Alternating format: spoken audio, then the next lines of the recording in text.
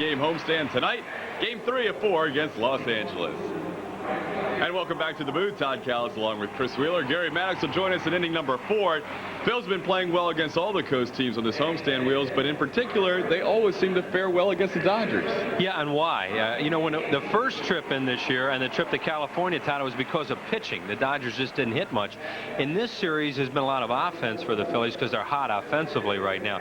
It's hard to figure the Dodgers are probably the best team in the Western Division. Of course, it's a very weak division. The thing the Dodgers don't do well, I think, is catch the ball. And if you can get them in close games, sometimes you can beat them.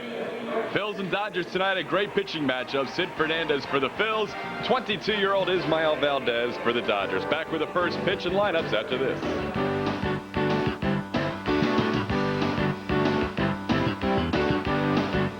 Phillies baseball is brought to you by Beechwood Age Budweiser, the king of beers. This Bud's for you. By the Yellow Pages, 9 out of 10 people use the genuine Bell Atlantic Yellow Pages. By Mellon PSFS, the official bank of the Phillies, featuring full-service evening and 7-day banking. By the Pennsylvania Daily Lottery. Don't forget to play. Proceeds benefit older Pennsylvanians. By Texaco Clean System 3 gasolines. Add more life to your car. Take it to the star. By Pizza Hut. Try our new stuffed crust pizza. And by Independence Blue Cross and Pennsylvania Blue Shield. For 57 years, the health insurance company you can lean on.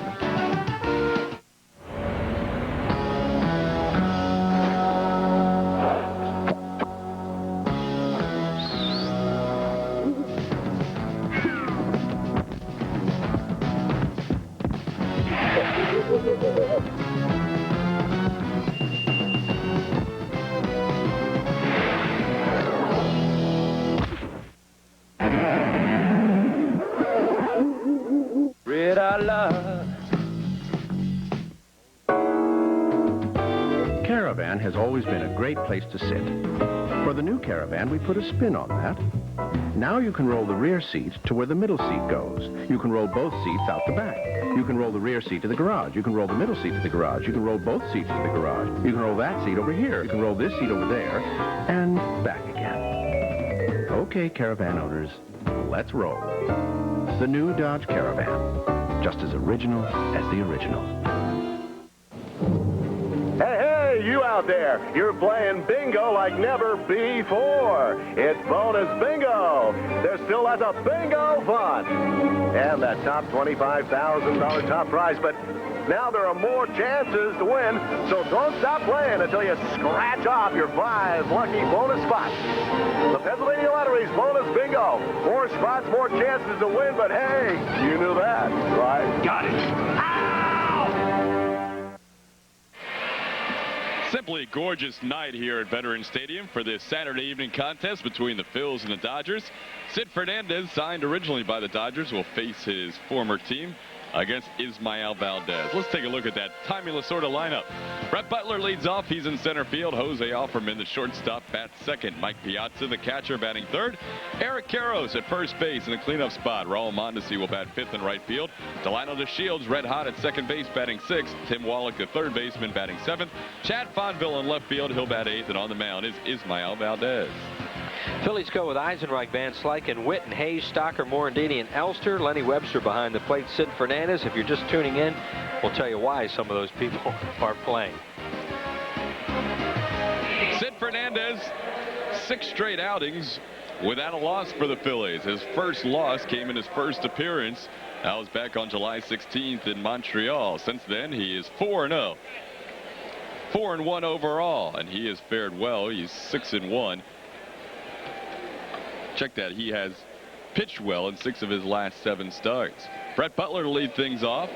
Tries to bunt. Nothing new there. Bunts it foul. Kevin Elster's playing first base because Greg Jeffries is not at the ballpark early on tonight. His wife expecting their second child, so he has been excused at this point. There's Kevin. And, of course, Darren Dalton out for the season now with the right knee injury. He will be operated on by Dr. Marone next week sometime.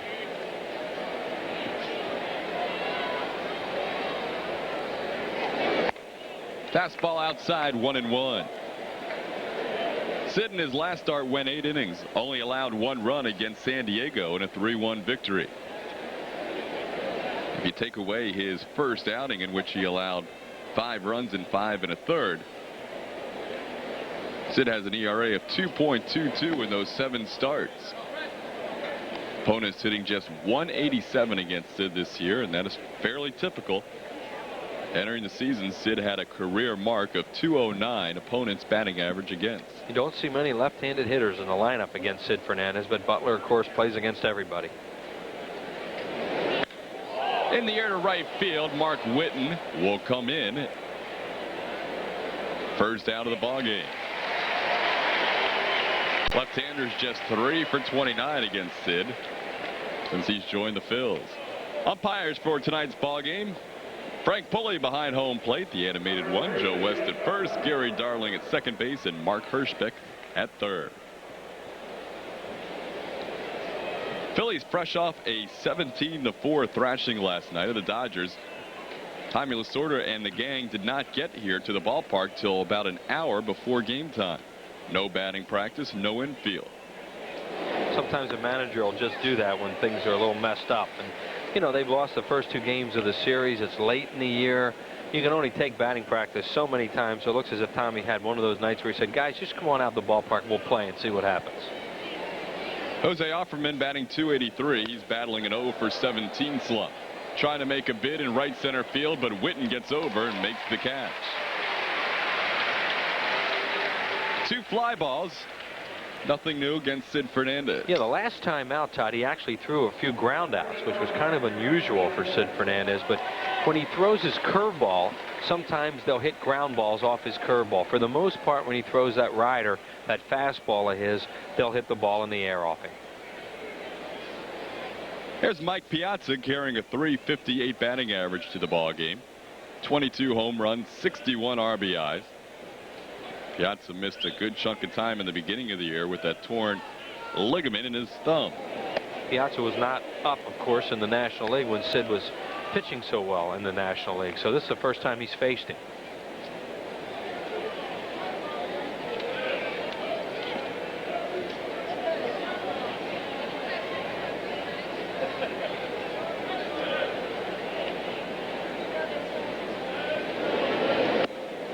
There's Sid's slow curveball. 2 balls and no strikes.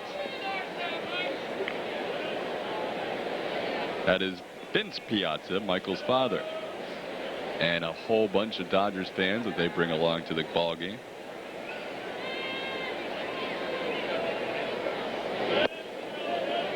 Outside and low, 3-0. I'm sure they'll give Piazza a green light here to see if he can make it 1-0. Because this guy can hit the baseball out of the ballpark.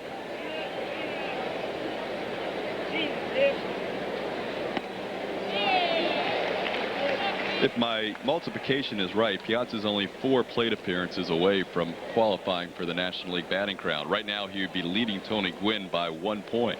Yeah, Tony Gwynn's gone into a little bit of a funk, and a lot of it started here. He did not have a good series here at Veterans Stadium. 3-1 to Piazza. Curveball sent deep to left field. Eisenreich looks up, gone, home run, Mike Piazza. First time he faces Sid Fernandez, he hits one out. And that makes the Piazza clan a happy group. Well, he threw him the 3-1 curveball and tried to get him out front or hope that maybe he'd take it. And Piazza, he waits so well on pitches, I don't know. You know, he waited really well on that, and you saw him just flick his bat at it at the end and just rode it on out of him. I mean, that's one of his shorter home runs that he hits because he had to supply a lot of his own power. He's out front. Watch him get out front and then just stay back, and with those strong hands and wrist of his, he hits the ball 380 feet. I mean, that's an amazing piece of hitting from him. Most guys, they get out in that front foot like that, they can't drive the ball that way. Eric Karros, the batter, takes a called strike. He did not miss that one, but he hits more balls that he misses that leave the ballpark because he is so strong. Well, he was fooled a little bit, but it was still in a hitting area, and he's just so quick at the end that he can do that with anybody in baseball, I would think. I don't know about the American League, but certainly in this league. When he follows through, that bat just pounds his back. He's got such a quick bat and such a strong follow-through. Here's Eric Karros. One of the few Dodgers slumping on this road trip. Karros averaged down to 302. He's been their most consistent performer throughout the year. 1 ball and 2 strikes. Karros 184 on this trip. No home runs, 3 RBIs. Dodgers playing in their 10th game of an 11-game 4-city road trip.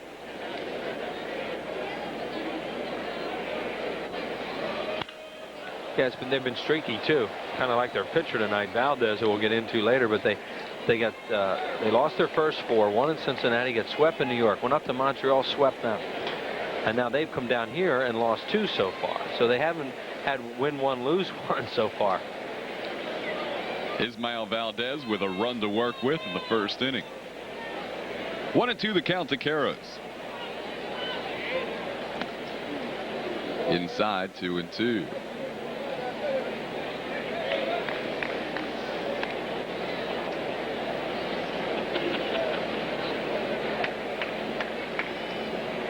Sid actually pitched 2 ball games as a member of the Dodgers back in 1983. 1 start, once out of the bullpen. That was when he was 21 years old. Tonight's starter, Ismael Valdez, for the Dodgers, just turned 22 on Monday. Boy, a guy brought a glove in the upper deck and missed it. He was ready, but not able. 2-2 the count to Karros. Dodgers lead just underway from the vet.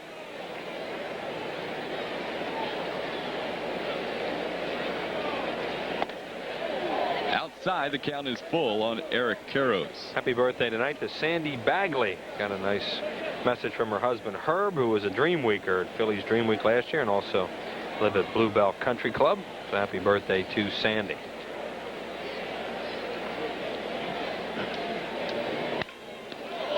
Stopped by Fernandez, and his knee just bothers him too much. He cannot make that play. Sid has a bad left knee, and in chasing down that ball, you could see the effects because he could not get there in time to throw out a relatively slow runner in Eric Karros. Right, it was another curveball too, and watch Karros wait on it, hit it back through the middle. Fernandez gets some leather on it, but Todd, actually that big old glove of his, when he moved his hand forward, it just flew out. And Todd described it. You know, it's funny, when Sid was questioned about that knee after his last start, he said, "I don't have a bad knee." He said that? Oh yeah, and you know he does. Yeah, you can see it there. Yeah, it certainly has been bothering him, but you know, he didn't want to give in to that. Well, you don't want to give your opponents any advantage. Sid wants to say that he's healthy, but you can see there that the knee is bothering him. Raul Mondesi, a point under 300 as the night begins. 20 home runs, 69 RBIs. You can see Sid flex that knee after that curveball. Nothing in 1. Sid last faced the Dodgers, his former team, back in 1992. Has not pitched against them in over 3 years.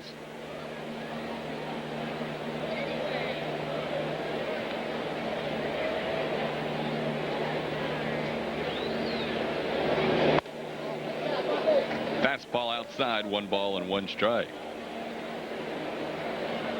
Mondesi was batting 6th in the lineup for a while. Roberto Kelly was in the 5 spot, but as you see, since he's moved up to the number 5 spot, Mondesi with 22 RBIs in 25 ball games. Roberto Kelly has found himself a seat on the bench, which had Fonville playing on an everyday basis. Fonville showing his versatility in last night's ball game, playing shortstop to start the game, left field for a few innings, and then center field to finish the game. 2-1 to count to Mondesi. We're in the first. Dodgers lead at 1-0.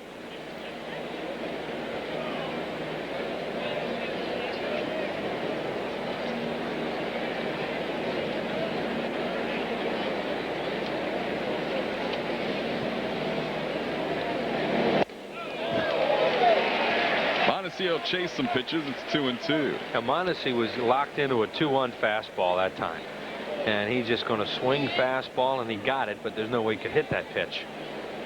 So he did Fernandez a favor.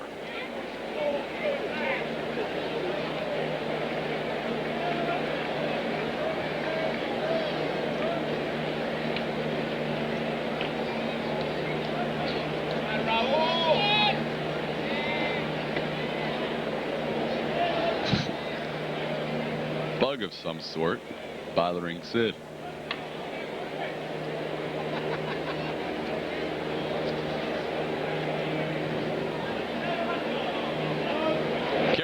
moving. That ends the inning. Fernandez strikes out Mondesi. Dodgers score first. Couple of hits. Mike Piazza, a home run, his 23rd of the year, has the Dodgers on top, 1-0.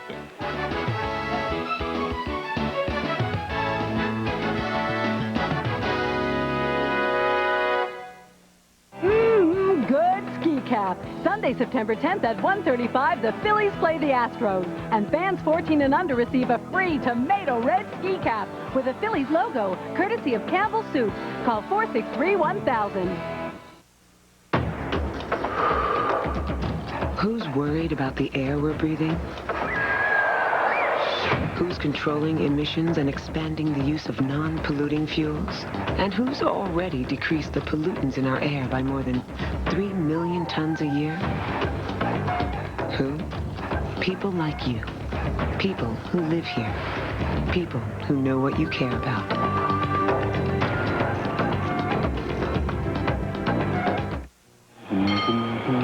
For cars that can benefit from higher octane, Texaco Clean System 3, Power Plus, and Power Premium gasolines are formulated to clean your engine's intake valves, fuel injectors, and combustion chambers while you're driving. For smooth starts and sure acceleration.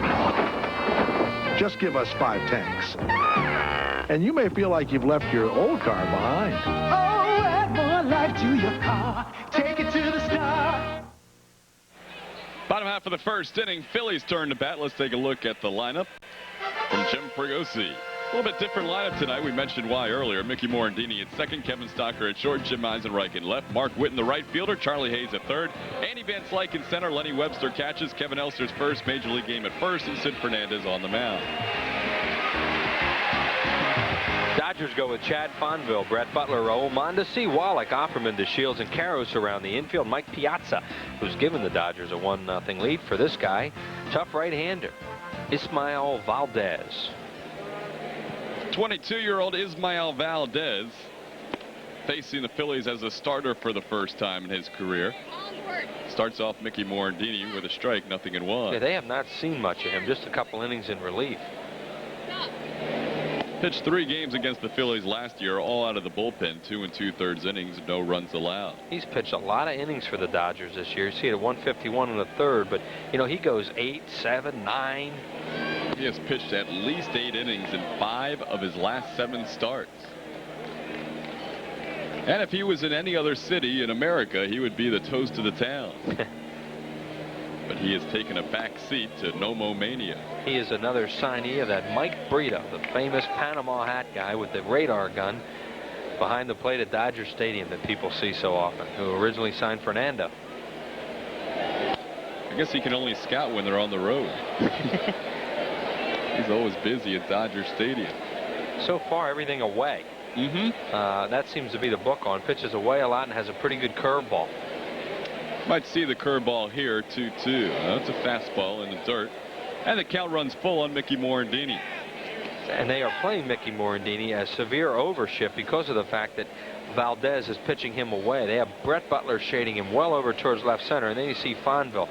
To me, that's a little bit of too much of an overshift when you have that kind of speed between those two players.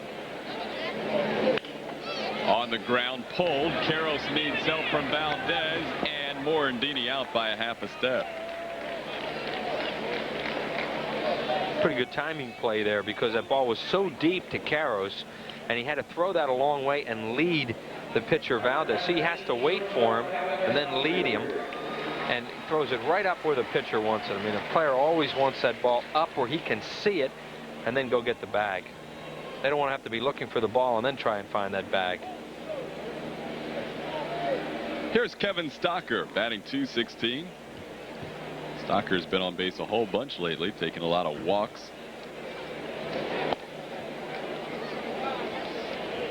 Mixing in some hits. Stocker in his last 19 plate appearances has been aboard 11 times. 1-0 the count to the Phil shortstop.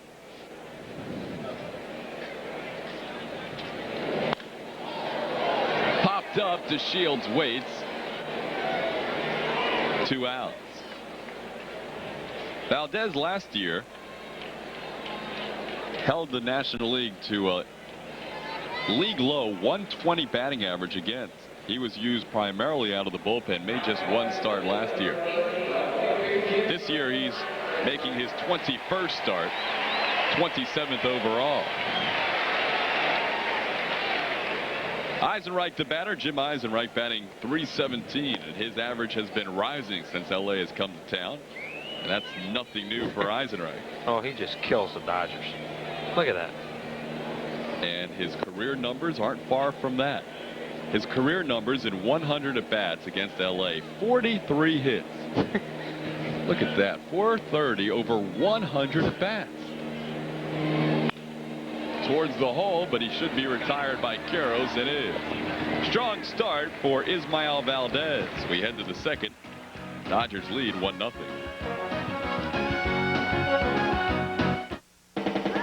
Houston, this is Apollo 1177, and we've just spotted some Astros headed for Philadelphia. Please confirm. Roger, copy Apollo 1177. The Houston Astros will be in town Friday, September 8th at 8:05, Saturday, September 9th at 7:05, and Sunday, September 10th at 1:35, when fans 14 and under get this red knit ski cap free, courtesy of Campbell Suits. Call 463-1000, but you want to keep it short because this will be a very long-distance call. Back when I was a teacher, we were insured with traditional health coverage. So I wanted to find out why the Norristown School District employees chose to go all blue with Personal Choice. I have a toddler at home, so I appreciate the $5 office visit. Wellness programs from Personal Choice help keep my family in shape. No claim forms. I've got enough paperwork to deal with. I'd be lost without my easy-to-use prescription plan. Ask your employer about switching to Personal Choice. Freedom, quality, and affordability you can lean on. Over the past 3 years, Dodge has offered a choice of more new nameplates than anybody else. Now Dodge offers some other choices that make driving the Dodge Intrepid remarkably easy. During the Dodge Buyer's Choice sale, get a new Intrepid and choose up to $1,897 in cash savings and values. Or choose an interest rate as low as 1.9%. Or an Intrepid lease rate of only $219 a month. The Dodge Buyer's Choice sale. It makes visiting your friendly Dodge dealer a very smart choice indeed. Phil's going a long West Coast trip. They're not back until the Astros are in town. Those dates are August 8th, 9th, and 10th. 8:05 Friday, Saturday 7:05, Sunday Ski Cap Day. Call 215-463-1000 or stop by the Veterans Stadium ticket office for tickets for the Astros and the Phillies. Just a couple old friends having a little conversation there between innings. They had a nice conversation the other night with that little lineup snafu the last time we were on late in that ball game, which ended suddenly on Charlie Hayes' homer. Delino DeShields will lead things off for the Dodgers. He has been red hot as of late. Hit in his last 6 starts at a clip over 500. DeShields 13 for his last 23 with 3 home runs and 6 RBIs. Here's a guy who didn't find his name in the lineup card for close to a month. Boy, has he been hot in this series, too. One kind of went unnoticed for Delino last night because he was on base 3 straight times, 4 out of 5 the night before. Because last night, nobody in the Dodgers lineup was a factor with that 17 runs that the Phillies put up. But DeShields is swinging the bat very well in this series. He went from July 25th to August 20th without a start. Trying to bunt for a hit. See if Sid can field this one. He does and makes the play. Not a bad idea from DeShields after watching Fernandez limp after the first ball that was hit back to him. Right, exactly. They're trying that. You can see that they're going to try a little bit on Fernandez because he's having a little bit of trouble getting off the mound. Delino bunted this a little bit too close to Sid. He's doing the right thing, though. I mean, he's trying to bunt it and push it, and drag bunt it to that side. But Fernandez saw it right away and jumped on it pretty quickly. So 1 out here in the second. That'll bring up Tim Wallach. Wallach batting .270, 7 home runs, 31 runs batted in.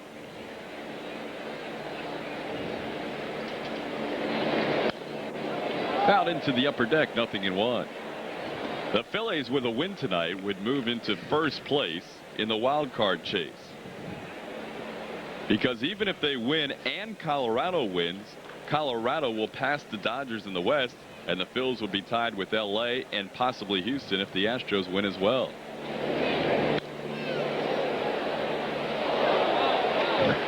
Into the press box, 0-2.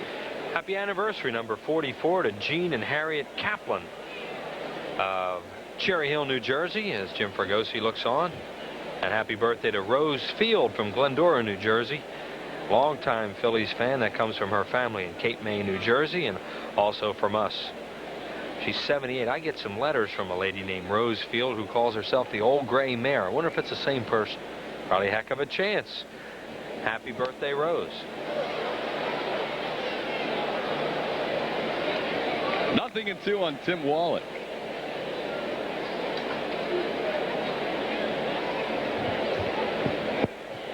One of our cameramen had a birthday last night. Who's that? The great Bernie. Oh, Bernie, yeah. Bernie looks good. Number 61, speaking of Gray. Harry is just like an announcer. As soon as the camera goes on, he takes those cheaters off. Who else does that? Oh, I try. Nothing and 2 on Wallach. 1 out here in the second. Kind of giving up on it at this point.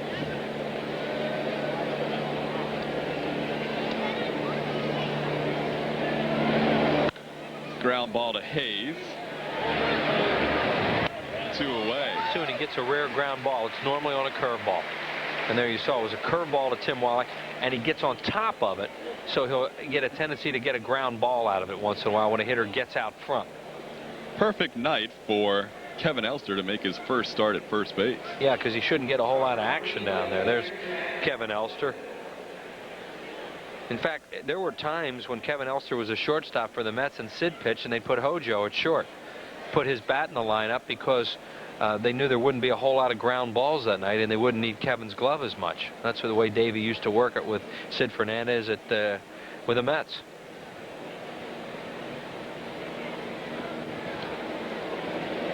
Sid looks like, to me, he's still searching for a comfort zone out there, and that doesn't help when he has to chase a throw like that. But he is a little bit tentative as he approaches the rubber, it appears to me, on his delivery. And maybe he strained something on that pitch to Karros early on, but watch him as he toes that rubber. That wasn't as bad. But he did seem like he was out of his fluid motion the last couple of batters. 2-0 the count to Fonville. Chad Fonville, quite a story. Rule 5 pick from the San Francisco Giants by Montreal. Montreal waived Fonville. The Dodgers picked him up. That's a good pitch, 2-1. And Fonville doing a nice job here as an 8-hole hitter, trying to get the pitcher out of the way with 2 outs. You know, taking pitches until he got a strike. You like to see that from a young player who knows how to play the game. Tries to bunt, foul tip, it's 2-2. That's another good idea, you know, trying to bunt his way on, especially since he's seen some of his teammates try that tonight. You know, you have to approach hitting a lot of times by the way you are in a lineup, or where you are, and how many outs there are in an inning, and he's doing a good job here as Charlie now backs up with 2 strikes. 2-2 the count to Fonville, 2 outs. We are in the second inning. Curveball. Sid's going to get 3 grounders in this inning. Stocker to Elster ends it. 1-2-3 second. Went to the bottom half. LA leads at 1-0. Joe, our Nationwide insurance agent, said it reminded him of his first house. It needed a little work. Patty and her husband got their friends together. We got the place looking great. Yeah, I was able to help a little. I mean, since they now have a homeowner's policy with Nationwide, I could offer them a home car discount. It was a really nice little housewarming gift. I'm glad Joe saved us money because we still have a few little things that need to be fixed up, like Nationwide is on your side. I've been working on some new off-speed pitches lately. This one I call the crazy ball. It goes between 97 and 98 miles an hour. It tails into left-handers. This one I call Mr. Snappy. Mr. Snappy has a mind of his own. A lot of guys, they don't like Mr. Snappy. That's gotta hurt. You know, I may be getting old, but I swear that pitch came off the back of Johnson's hand. I'm still working on a lot of these. Jim Herr doesn't use just any potatoes. But then Jim Herr doesn't make just any potato chip. Make hers yours. The Olds Challenge continues with a nationally authorized $1,500 price reduction on Sierra. Oldsmobile has just announced massive year-end price reductions featuring Sierra's new low MSRP of $13,900 with all these popular features. Sierra, the lowest priced midsize, period. Now only $13,900. The only thing we've downsized is the price. Take advantage of a $1,500 national price reduction today at your local Oldsmobile retailer. More great movies coming your way this fall on Prism. You'll see Jack Nicholson and Michelle Pfeiffer in Wolf, Sylvester Stallone and Sharon Stone in The Specialist, Natural Born Killers from director Oliver Stone and Jean-Claude Van Damme, and Time Cop coming your way this fall on Prism. This summer we still have some baseball left. Phils with a month and a week, half a game out of the wild card spot. Mark Whitten will lead off. Phils trail a 1-0 on a Mike Piazza home run in the first. Whitten batting .298 for the Phils. He's done a real nice job. 5 home runs, 16 RBIs. And now with Dalton gone, he is a guy in the lineup that really has some presence. And you see he has been hot, along with Greg Jeffries and Charlie.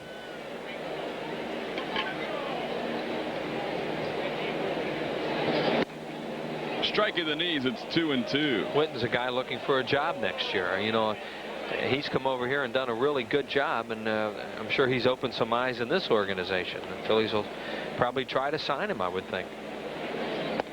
Tried to hold up the appeal. He went around, says Frank Pulley, no appeal. Whitten questioned the 2-1 call and doesn't have a question about that. It looks like he goes around. Yeah, the home plate umpire took that one because the pitch was high and he's looking up in that area.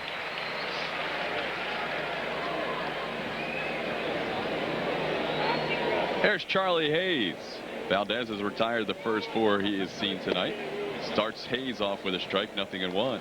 Happy birthday to Terry Gleason from Newcastle, Delaware, to Dan Egbert, the son of our high first base cameraman Bill Egbert.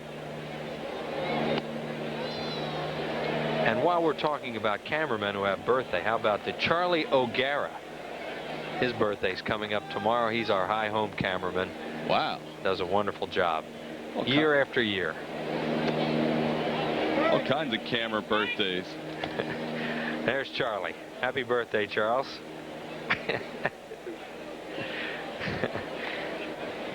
He kept those peepers on. So you know lottery proceeds benefit older Pennsylvanians when we do that drop in?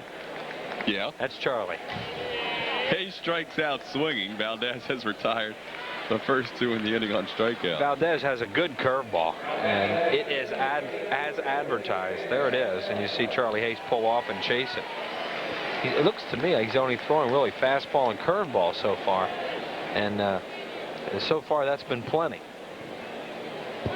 Andy Van Slyke batting .256, a home run, 9 RBIs. You know what Valdez has also done in his last couple of starts is stayed right around the plate. He has not walked a batter now in almost 19 innings. I think he's shown Frank Pulley that he is around the plate, which means he'll expand it a little, and he'll throw a lot of strikes tonight. You will have to swing the bat against this guy.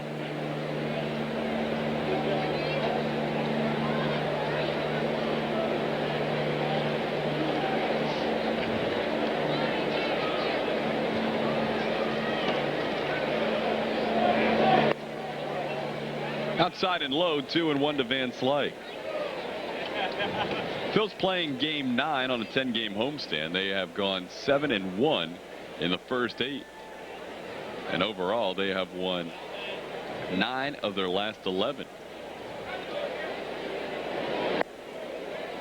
Just when we talked about his control, Valdez behind Van Slyke, 3-1. It's like he's throwing 2 kinds of fastballs, you know, the 2-seamer and the 4-seamer, because one is sinking and one has a little bit of a hop to it that he'll throw up a little bit more.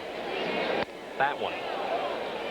Whereas you saw the one before that was kind of a sinking fastball to Andy Van Slyke.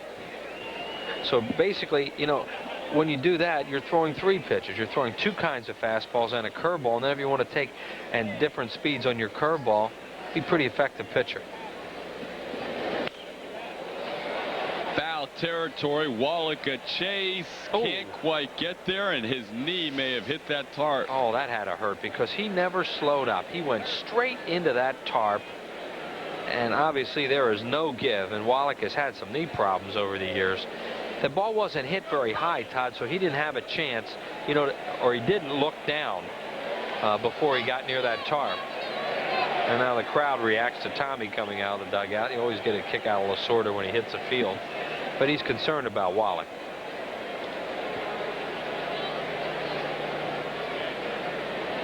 Watch this, how I don't think he ever took a look. See, normally they'll take a peek down real quick to see if they're getting there. No, he looks the whole time at the ball, and then all of a sudden he hits the tarp. Straight on with that left knee. Never looked for the baseball because it wasn't hit very high. That tarp's not going to budge. No, that had to hurt, and Wallach, as tough a guy as he is, has to be in a lot of pain.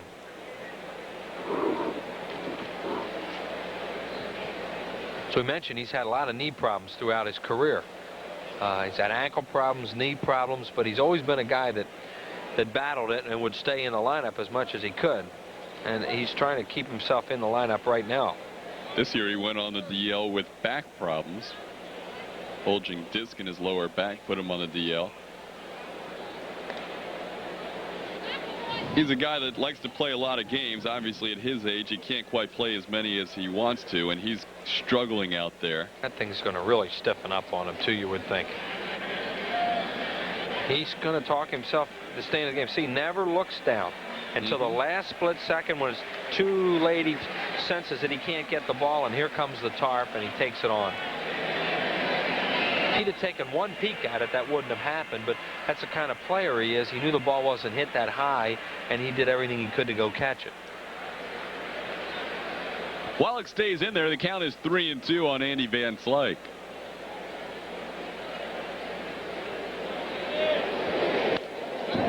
Fouled back to the screen.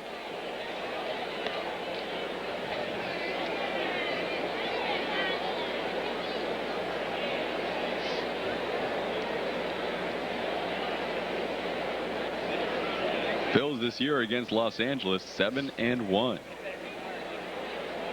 including 5 in a row. In the air, the Shields. Nobody near him will take the play. Valdez has retired the first 6 he has faced. We're through 2 innings. Dodgers lead at 1-0. Good ski cap. Sunday, September 10th at 1:35, the Phillies play the Astros. And fans 14 and under receive a free tomato red ski cap with a Phillies logo, courtesy of Campbell Soup. Call 463-1000.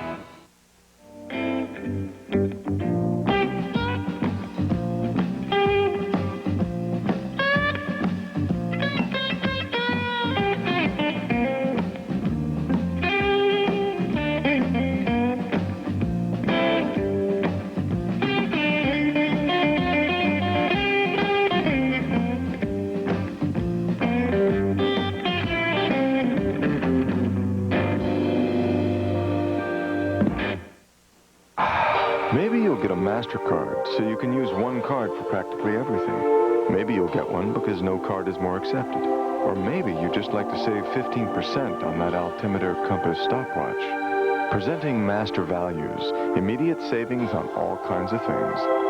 Because while MasterCard can make your life easier, saving around $1,000 on a Royal Caribbean cruise couldn't hurt. Look for your MasterCard invitation in the mail and apply today. At Lexus, we'd like to thank you for making us #1 in customer satisfaction for an unprecedented 5th year in a row. So now we're celebrating with a sales event. With Lexus corporate support, you can now get the best values of the year, whether you buy or lease an ES300 or any other award-winning Lexus model. The customer satisfaction sales event, where the values are overflowing, but only until September 4th at your New Jersey, Delaware, and Pennsylvania area Lexus dealer. Well, here's Tim Wallach when he came in the dugout, and he goes right up the tunnel, shaking his head. And we'll see if he returns or not, but, I mean, he took a nasty blow on that knee, and as tough as Tim Wallach is, that had to really hurt. We head to the 3rd inning, 1-0 Dodgers. Mike Piazza hitting his 5th home run in 8 ball games to continue an 8-game hitting streak. That's the difference so far. Ismael Valdez then the top of the order. Valdez batting .082 this year. Has 1 RBI. 4 for 49, and he fouls one back into the crowd. Valdez just turning 22 years old. Young man could have a very bright future from all that we've seen this year. Fouls the curveball, 0-2.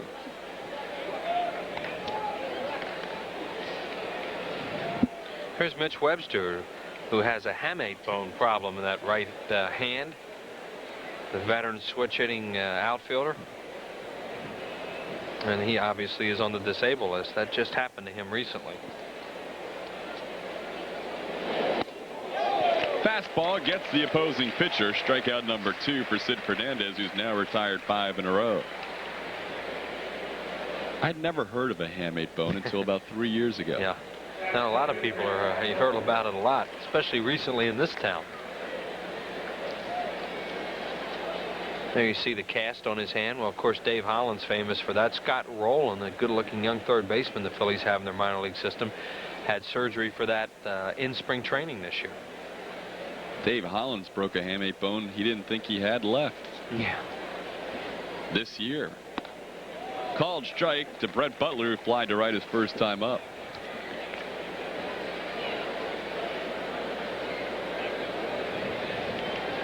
Hollins had the hook removed from the hamate bone in each hand, and then this year he fractured the hamate bone again. In the air, foul, 0-2. Butler, since joining the Dodgers, just 4 for 25. He was red hot with the Mets. Missed some games with the death of his mother. That occurred when the Mets were here in Philadelphia. Butler had to leave the team and fly to Chicago and then California. Since returning and with LA, he has not picked up where he left off. Sharply on one hot Charlie Hayes, 2 away.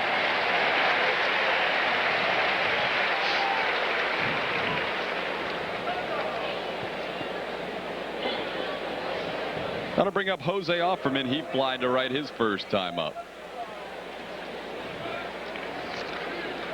Happy 60th wedding anniversary to Ida and Tony Del Vecchio of Glen Olden, Pennsylvania. And happy birthday to George Rolf Sema of Summers Point, New Jersey.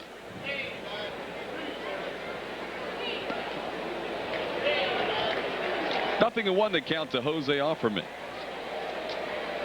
It's a beautiful Saturday evening here. Crowd last night watching 17 Phillies runs cross the plate. Tonight, Valdez has retired the first 6. Well, he probably is their best pitcher, is Valdez, and this guy certainly has been the Phillies' best pitcher. So this is a game, one of those ones you set up on paper tonight. Valdez and Fernandez should be a low-scoring game, and so far it is. That's a bold statement to make with a guy named Nomo in that rotation. Yeah. Well, Valdez, when you look at his numbers in the last, 3 or 4 starts, he has been outstanding, and he wins in streaks for them. You know, Nomo had that streak where he was their best pitcher. Now, lately, this guy probably has been. There's Tim Wallach back on the bench. And Ramon Martinez, when he's on, is as good as anyone in the league. That's why they should win their division. You know, they have good pitching. 1 and 2, Offerman holds up. It's 2 and 2. What they don't do well, Todd, is catch the ball consistently. And, you know, they made some mistakes in the outfield for Nomo early in the game last night that helped the Phillies build up that big lead. They haven't been getting much offensive production below the number 5 spot in their lineup either. Breaking ball, a little bit high and outside, 3 and 2. They have a lineup you can pitch to with a certain right-hander, you know, because basically they're right-handed. So you get a good right-handed pitcher against them, he can really work on their lineup. Counts full on Offerman, 2 outs, nobody on. Line drive, base hit. So Jose Offerman with a 2-out single, snaps a long offer. He was 0 for his last 18 before that hit. Just watching Witten then. You know, guys with the great arms. Watch how Witten plays this ball. He backs up on it. It's almost as if he's trying to deke Offerman in to go. Why? He doesn't charge it. Like, he just kind of lays back. Look, 2 hops, 3 hops, another hop. Now go ahead, run. And obviously, Offerman, who watches Roel Mondesi play all the time, knows, no, I'm not going to go on that. Mondesi does the same things. Sure. They play possum out there, these kind of guys. They try to make runners think that they're not aggressive, that you can take an extra base on them, and then, boom, they got you. Mike Piazza got Sid his first time up. A 3-1 pitch. It was a curveball that Piazza sent over the wall on the left for his 23rd home run of the year. Piazza now with an 8-game hitting streak, has 5 home runs in 8 games. And he continues to raise his average. It now stands at 360.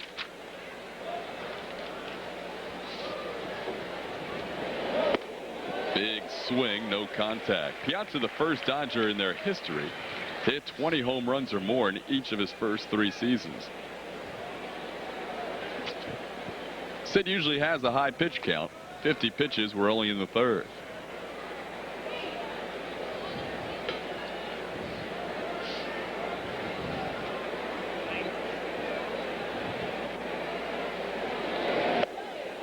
Up high for a ball. It's 1-1. Benny Mills of Sharon Hill, Pennsylvania. Avid fan. Does not miss a ball game. Betty Mills is 81 years of age tonight. Happy birthday to Betty.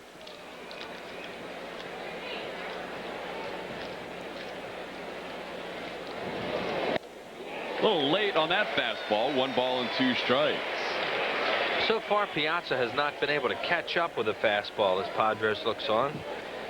And Dennis Menke, the Phillies hitting instructor, he hurt Sid with a curveball in the first inning. So it'll be interesting to see what they decide to do with him here now that he's ahead, because he waits so well on pitches.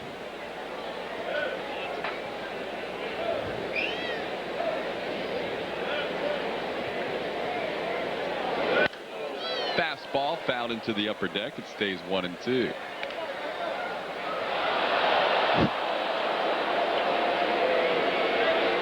Piazza, the bat boy for Tommy Lasorda during the 1977 National League Championship Series. Drafted in the 62nd round, trying to further his career in college ball. They thought maybe with the draft pick they could use it on Piazza as a favor to Tommy Lasorda and have Michael end up in a better school. He was at a community college his first year. He ended up signing. Ended up an all-star. Sid gets him this time on a high fastball. Strikeout number 3 for Fernandez. 1 hit, 1 man left on base. We are through 2.5. The Dodgers lead it 1-0. Before the game, it was announced, and the news was something that the Phils were hoping they wouldn't have to hear, that Darren Daulton has torn the ACL, the anterior cruciate ligament in his right knee. And Daulton is now out for the year. Mike Lieberthal takes over in Daulton's spot. So Darren Daulton out for the year. He'll have surgery very soon. In fact, that was the subject before the game when Larry talked with Dr. Philip Marone. It will happen probably Friday at Jefferson. And, you know, I think everything should be well. This is a little bit different than the last time, 8 or 9 years ago, as you said. He split it right in half the last time. This time it's still contained with inside the sheath, which makes the prognosis better. And indeed, this was a non-contact kind, and you see those with the anterior cruciate ligament frequently? Oh, yes, especially in games like basketball, volleyball. I mean, it's very common. And John Carter just happened to him. He's operated on, I guess, yesterday, if I remember correctly. How's Dutch's mental state? Really not too bad. I mean, obviously he's not very happy. He's somewhat depressed because of what has happened, but that's about all. And maybe March or April you might see him in uniform? I would hope that March he'd be in uniform, yes. There is Mike Lieberthal, who takes over Darren Daulton's spot on the roster. Lieberthal just coming up from Scranton Wilkes-Barre. But a big blow to the Phillies. you can't disguise the fact that without Darren Daulton, this team is a little bit different, and that guy is going to have to play a key role for the Phils if they are to make a run at the wild card. Lenny Webster, who will split time with Lieberthal, and really has been with the team, so maybe more of a leader, if you will, among the pitching staff, because Mike obviously hasn't spent the time with the staff that Lenny has. He's going to have to take over that role that Darren Daulton had. This is a relatively young staff when you look at them now as compared to where they were at the beginning of the year. Curt Schilling out for the year. David West out for the year. Bobby Munoz out for the year. Darren Daulton joins the list that includes offensively Lenny Dykstra and Tony Longmire. All 6 of those guys out for the season. So the Phils a bit wounded trying to make a run in the final month and a week of this season. Lenny Webster will lead things off. Valdez starts off Webster with a breaking ball inside, 1-0.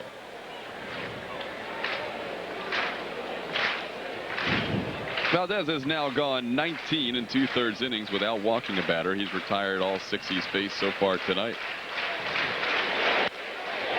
That breaks the string. Lenny Webster, a leadoff single to right field.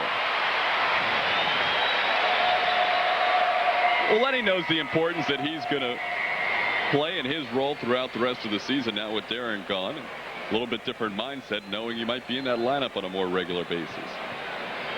And Webster gets a ball away from him and just slings it into right field for a base hit. Yeah, as Todd said, Webster will be very, very important. And Mike Lieberthal, who the Phillies are trying to develop as a catcher in this league someday, you know, he has played quite a bit last year. And, you know, he's going to play some this year, obviously. Kevin Elster bluffs a bunt. 0-1. Elster may be wanting to take advantage to see if Tim Wallach can move at third base. Right, because the only thing you would do here is bunt for a base hit. You certainly don't, you know, think about giving yourself up in this situation with a pitcher coming up and giving up an out. There's Wallach, who's not going to buy it at all. He's going to stay back.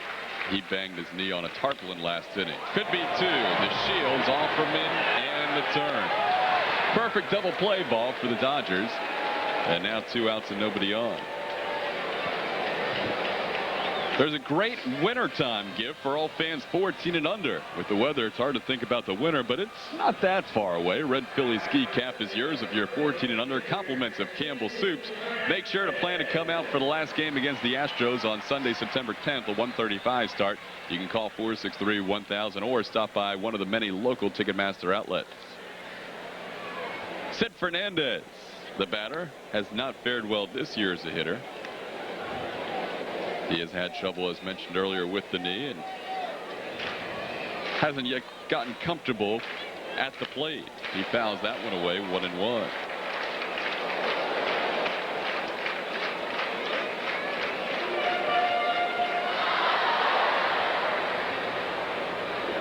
Fernandez was drafted by the Dodgers back in the 1981 June draft. He was a 3rd-round selection. Coming out of Kaiser High School in Honolulu, Hawaii.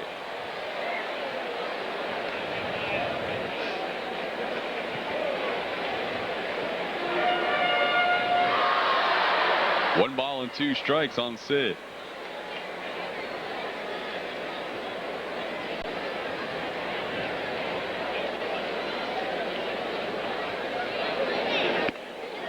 Called 3rd strike. Valdez striking out his 3rd in the ballgame. Phils go down here in the 3rd. We're through 3. 1-0 Dodgers. Win a Camaro. Compliments of Chevrolet on Fan Appreciation Day, Sunday, September 24th at 1:35 when the Phillies play the Reds. No purchase necessary. Entry coupons at the Vet and Ticketmaster. Prizes and surprises for everyone. Call 463-1000. Between the 2 of us, we had 1 chair, a lamp, and a microwave. And lots of bills. Even on 2 salaries, it wasn't easy. What we needed was a loan. With payments we could afford. Our Mellon PSFS banker helped us work it out. It made things a lot more comfortable around here. Life Improvement Loans. Call 1-800-MELON-2. 1-800-MELON-2. For cars that can benefit from higher octane, Frank, we're late.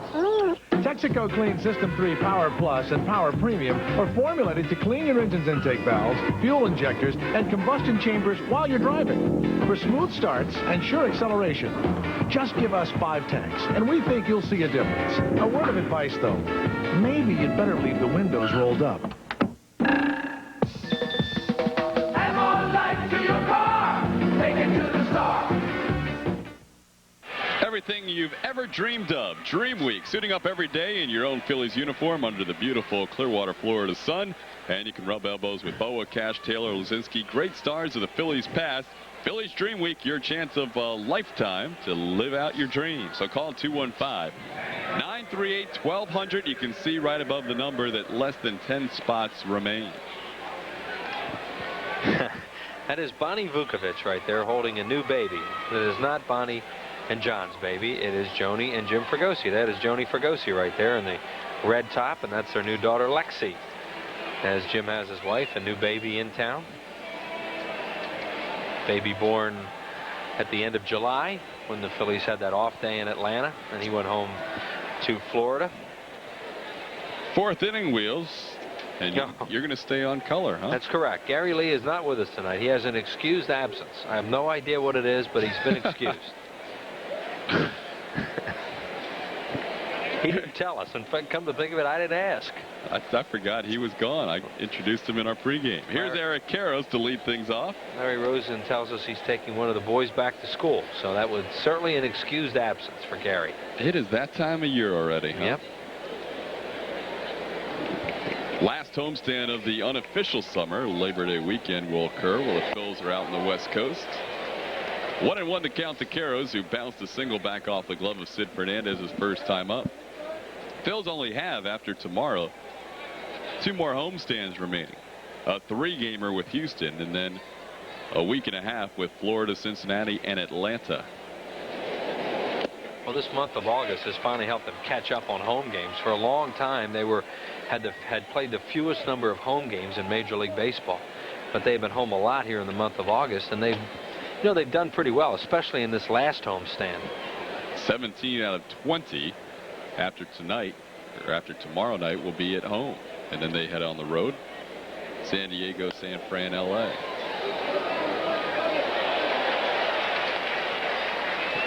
Nine runs a game. You're going to win a lot of ball games. 17 last night, 7-1 overall. Yeah, the bats have come alive in this homestand. They're catching the Cardinals.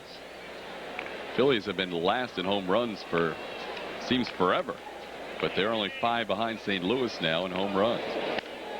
14 home runs in this 8-game set before tonight's game. 1-2 the count to Eric Karros. It's Karros, Raul Mondesi, and Delino DeShields. Sid wants a new baseball. Typical Fernandez game. Lots of pitches, lots of foul balls, a few strikeouts, and Sid will throw a home run ball every once in a while, and that's what's happened so far tonight. Piazza's homer, 1-0 Dodgers.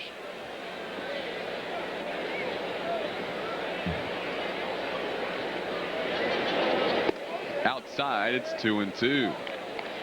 Quite an eventful night last night. You almost feel a lull tonight because so much happened last night, from Hideo Nomo starting to the grand slam by Juden to Greg Jeffries hitting for the cycle. 17 runs being scored. Here's a pop-up. Kevin Elster puts it away. 1 out here in the 4th. It's hard to believe we're not going to mention the cycle with Johnny Callison's name anymore. That was always so much fun to keep.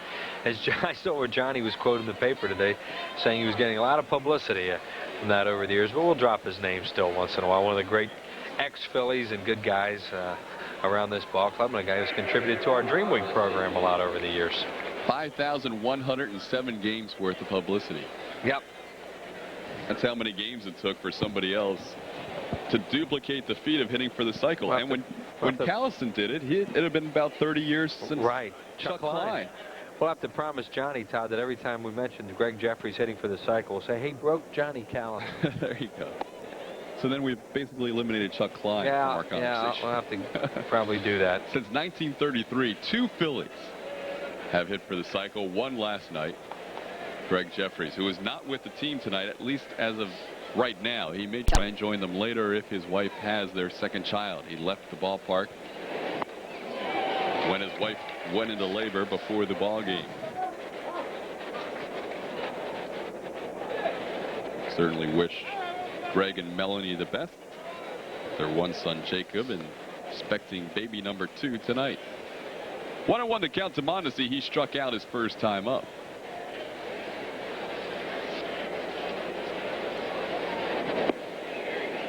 Down low, 2-1.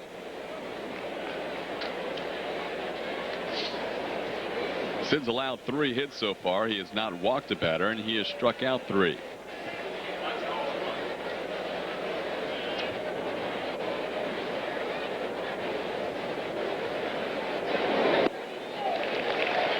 Two the count. Sid Mondesi kind of off balance because he's throwing him fastballs down and up, and Mondesi can't quite catch up to them or get the location right. Like Piazza, Mondesi not in the big leagues the last time Sid faced this team, so he has never seen Fernandez before tonight. Yeah, you can hear all you want about stay off the high fastball, but when you face Sid Fernandez, it's tough to do. Foul tip. Strikeout number 4. 2 outs here in the 4th. That was a good fastball. I'll tell you, Sid Fernandez still has a live arm. And he blows this ball by Mondesi. And Mondesi's one of those guys who can flat out hit a fastball now. Look how late he was on that. They just don't pick him up because of the way he pushes the ball, comes out of his uniform, and hitters have never been able to pick this guy up real well. Here's Delino DeShields. He grounded back to Sid his first time up. Sid looks just a lot more comfortable. This first inning or two, I don't think he was in the rhythm, even though he only allowed the 1 run. But that one play where he had to scramble off the mound, it seemed like it took him a couple innings to get into that flow. Now he looks a lot better. 0-2. He threw DeShields 2 great pitches. Curveball, fastball. And those pitches are on such different planes. The curveball going down, the fastball almost a rider. DeShields tried to bunt his way on for a hit his first time, and Sid made the play. Laid off that pitch outside, 1-2. Happy 25th anniversary to Barbara and Al Hand of Medford, New Jersey.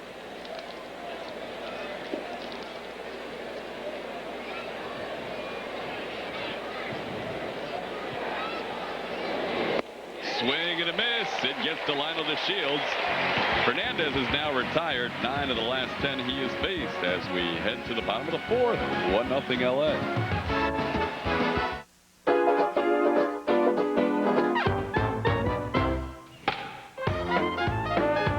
Just for the fun of it.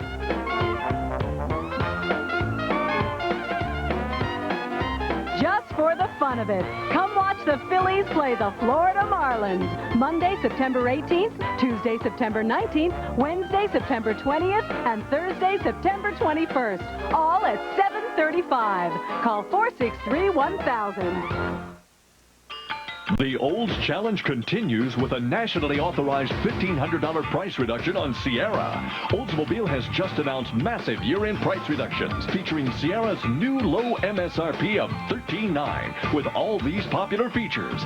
Sierra, the lowest price midsize, period. Now only $13,900. The only thing we've downsized is the price. Take advantage of a $1,500 national price reduction today at your local Oldsmobile retailer. Your advertising is your voice in the marketplace. Advertise in the genuine Bell Atlantic Yellow Pages, and your voice reaches more customers. A bigger ad gives you a bigger voice. A color ad gives your voice more impact. But if you don't have an ad, it's like having no voice at all. 9 out of 10 use it, and they're all ears. The genuine Bell Atlantic Yellow Pages. Bell Atlantic, the heart of communication. Baseball is brought to you by Beechwood Aged Budweiser, the king of the beers. This Bud's for you. By your Quality Plus Ford dealers, home of 5 of the top 10 selling cars and trucks. By Bell Atlantic 9X Mobile, introducing Mobile Reach, the only cellular network available in small, medium, and humongous. And by your nationwide insurance dealers, your nationwide rep in Westchester is Herbert Musgrove. You don't get much time in the 4th when you do those, huh, Wheels? No. I had to take over for you there. No, I don't appreciate the job you And then you have to sit and have Gary critique how you read billboards. Oh, he would have been all over me on that one. Line drive, base hit for Morandini, heading towards the corner. Bonneville barehands it after a couple of hops, and Morandini head first into second with a leadoff double here in the fourth.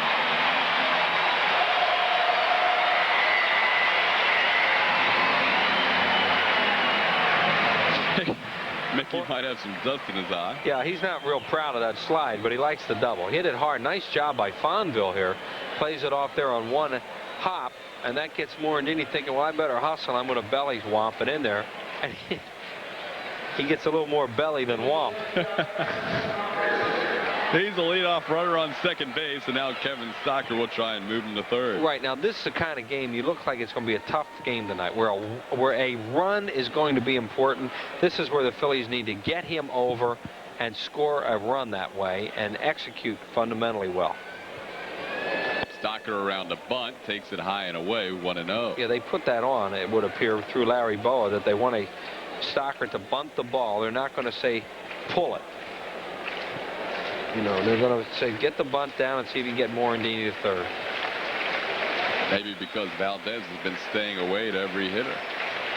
As you see where Piazza's set up, he bunts it foul. 1-1.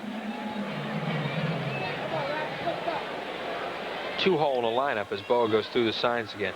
Really important because the two-hole hitter is called on in many situations to be able to handle the bat and move runners, whether he swings away or whether he has to do what they want him to do right now. Two-hole hitter in your lineup helps you manufacture runs a lot of time.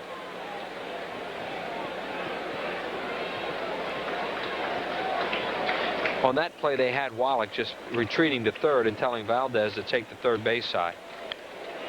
Bunted, Valdez takes it. Great jump by Morandini, and he is safe. Valdez got to the ball in such a hurry he figured he had a play, but Mickey was just way off a second in a hurry. Yeah, and he got a great jump on a ball that was bunted in the air for a while, too, which is even tougher. Someone must have told Valdez to throw to third, you know, because he doesn't hesitate. I mean, he catches it, and he turns and wheels and fires. Normally, that happens when a fielder says third right away, either the first baseman or the catcher. We have no idea what happened, but he did not hesitate. It seemed like there was just a slight bit of indecision, though, when he saw how close Mickey was. And I think at the very end, he said, I'm not going to get him. Yeah, and it was way too late then, because now he can't get the runner at first either. First and third, nobody out. Jim Eisenreich, the batter. Infield playing back, hoping to turn two and conceding a run. Phil's trail 1-0. We're in the bottom of the fourth. But there it is, Todd. I mean, that's what happens when you execute. I mean, you get the bunt down, and something good comes out of it. And obviously, they got more than they wanted. And it wasn't a great bunt. Nope. It was a great job of base running by Morandini. Yeah, as we said, especially since the ball was bunted in the air for as long as it was, that can freeze a base runner. But he picked up right away that they couldn't field it. Ground ball off the glove of Wallach into left center field. Stocker's going to get to third. No one covering second, and Eisenreich takes advantage. Jim Eisenreich, great heads-up play, saw nobody covering second, and beat Eric Karros to the bag. Remember we talked about earlier, if you stay close to the Dodgers, sometimes they'll self-destruct defensively, and they're doing that in this inning. Wallach's ranges couldn't cut down anyway, and who knows, because of his knee tonight, you know, he has to get to this ball. He gets to it, but then he kicks it. Goes off his glove. Offerman is going for the ball, so he's out of the play, and then nobody covers second. Mickey Morandini was probably going, well, not necessarily going on contact with nobody out, but having to read the ball off the bat and see whether they're going to go for two or not. So Morandini scores easily, and when nobody covers second, Eisenreich alertly goes to second. And they're still playing back. Still playing back in this situation, too, so they're conceding another run here on a ground out. I'm going to call that an error, not a hit. So it's an RBI for Eisenreich, but an error on Wallach. And the Phils have tied it at 1. Now they take the lead. In comes Kevin Stocker. Eisenreich being held because of Mondesi. RBI single by Mark Whitten. Phillies lead 2-1.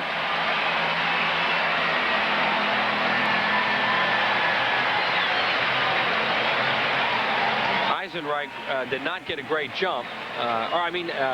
He got a pretty good jump, but the runner at third wanted to make sure that that the ball wasn't caught.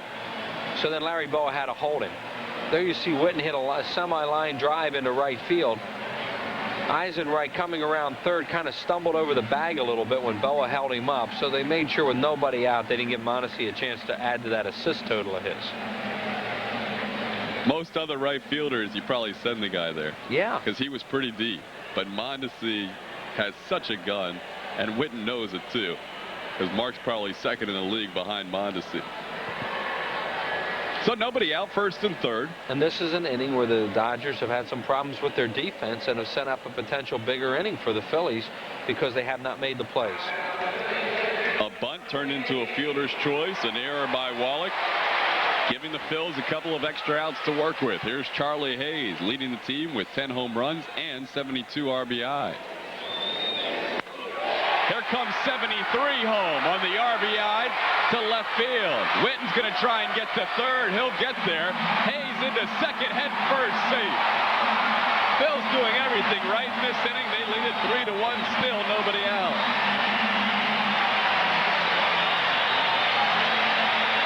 I'll tell you, the more you watch Witten, you realize what a good base runner he is. I mean, he challenged Fonville on that play, and then Fonville throws it to third, and then another runner moves into scoring position. Charlie looked like he got a breaking ball and hooked it down the line. Now, right here, Witten challenges Fonville, goes to third. He thinks he has a shot at him.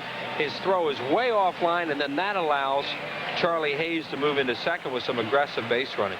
Dodgers are making a lot of mistakes. The Phillies are running the bases really well. I think they're finally going to bring the infield in. Charlie Hayes kind of went unnoticed last night because of the 17 runs, had 4 RBIs last night. Tonight he picks up an RBI for number 73 on the year. They're still back. Infield back, second and third. That's going to score at least one. Stopped nicely by Offerman, who makes the fine play for the first out of the inning. Offerman robs Andy Van Slyke of a hit, but the Phillies add to their run total. They now lead it 4-1. And Hayes to third. And by having the infield back, they save a run for the time being because that ball's through. Heck of a play by Offerman, who has had his problems playing defense. Gets Van Slyke by a stride. Offerman, matching his number in errors this year, has 30. Boy, this inning came out of nowhere. The way Valdez was sailing through those first 3 innings. Phillies are pretty hot right now. A lot of things are going right for them. Lenny Webster singled his first time up, now with 1 out, the infield in tight. Hayes on third. And a base hit with the infield into right field. So everything going the Phillies' way in this inning. 5-1. Lenny Webster's now 2 for 2.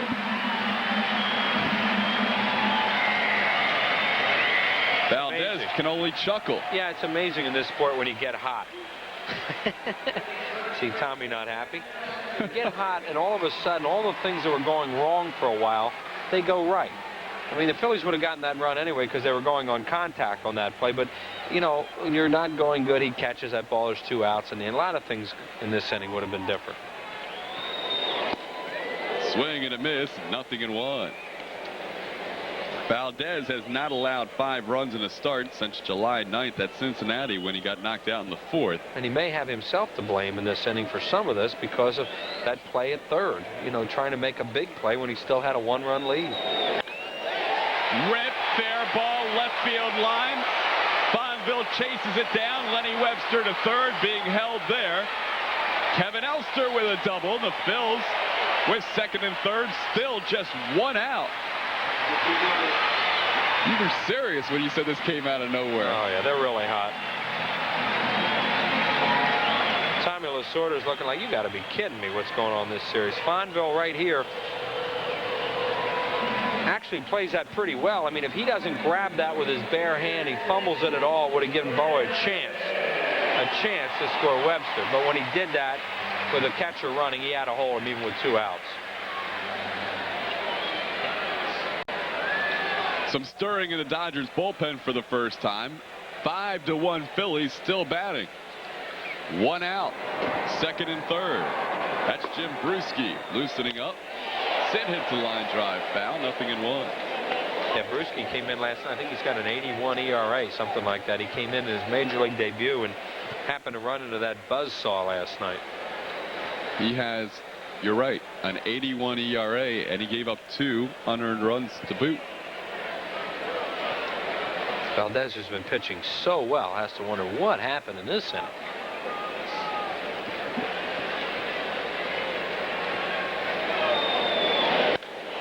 Infield in, they're going to have a play at the plate on Webster, and the ball's dropped. Webster safe.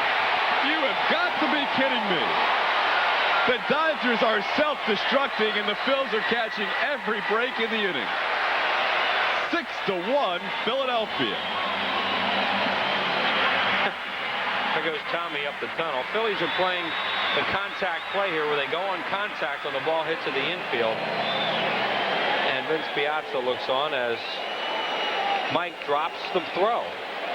I mean, Webster's out by a huge margin. That's a pretty good throw, too. He has the plate block, but he just doesn't control it. Webster's foot goes right through, kicks the ball loose, and the Phillies score yet another run on a Dodger mistake. Wow. Well, this is the 10th man to bat in the inning. That'll be a fielder's choice error on the catcher. Sid Fernandez at first. Kevin Elster at third. Line drive, base hit. 7-1. Not the only bad thing for the Phillies is that Sid has to run the bases, but they'll take them one at a time the way the Phils are going right now. 7-1, all coming in this inning, all coming against Valdez, who had been simply amazing in his last 7 starts. His last 7 starts, 1.74 ERA against the rest of the league. But he's running into a team that's just offensively a buzzsaw right now. Red hot, and everything's going right. And let's see how long it can last, because it's always fun to watch when this stuff starts happening. Phillies scoring 17 last night, including a 7-run fourth. Tonight, a 7-run fourth. Still 1 out. Stocker, the batter, whose bunt in this inning was a big key to the success of this inning. 2 errors in the inning, a bunt that was a fielder's choice because Valdez went to the wrong base. Morandini again deserving a lot of credit, getting to third base on that bunt, which helped set up the inning. I remember saying at the time that it was really big to get this run over because it's going to be a close game. Seems like everything's happening in a hurry. Oh, it is. 20 pitches this inning. Yeah, I mean, a lot of first ball, balls being put in play. Yeah, it's happened to Valdez quickly. 10 batters he has faced and thrown now 21 pitches. It hasn't lasted long. Tommy. Well, he's been around the game so long. You know, when you get in an inning like this, everything goes wrong. See if Fonville catches this. He does. 2 out. So it took 11 batters to retire the second one. Batter number 12 of the inning is Jim Eisenreich. He reached on a Tim Wallach error.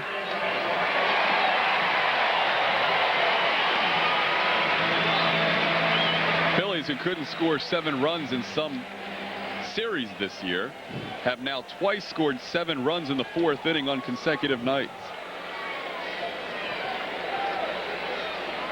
The magical 4th against LA. Eisenreich takes high and outside, ball 1. Eisenreich doesn't have a hit yet, and he's playing the Dodgers. 0 for 2. He is due. Yeah, he hit the ball off Wallach's glove, which was really a big play in this inning because that started everything downhill for them. Called strike in the knees, 1 ball and 1 strike. Well, Valdez will not last 8 innings tonight. He has gone 8 innings in 5 of his last 7 starts. And 10 out of 18. Called strike, 1 and 2. Valdez is due up 3rd in the 5th. Tommy Lasorda's bullpen has been used quite often in this series.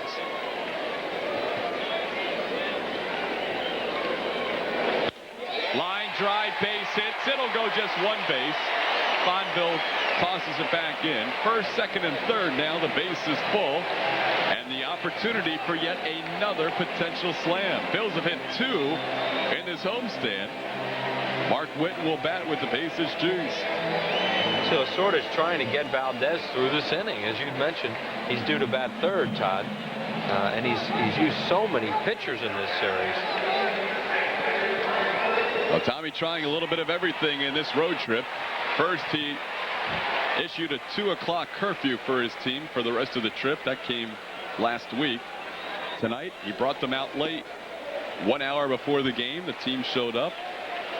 No batting practice, no fielding. He's looking for an answer and not finding it here in Philadelphia. 1-0 the count to Mark Whitten. He singled earlier in this inning.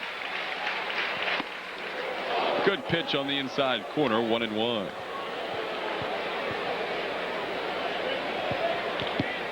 Whitten has hit 2 career grand slams, including that game in which he hit 4 home runs at Cincinnati.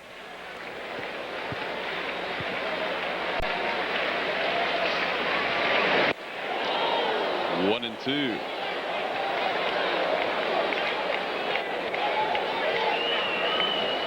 There's those 2 grand slams.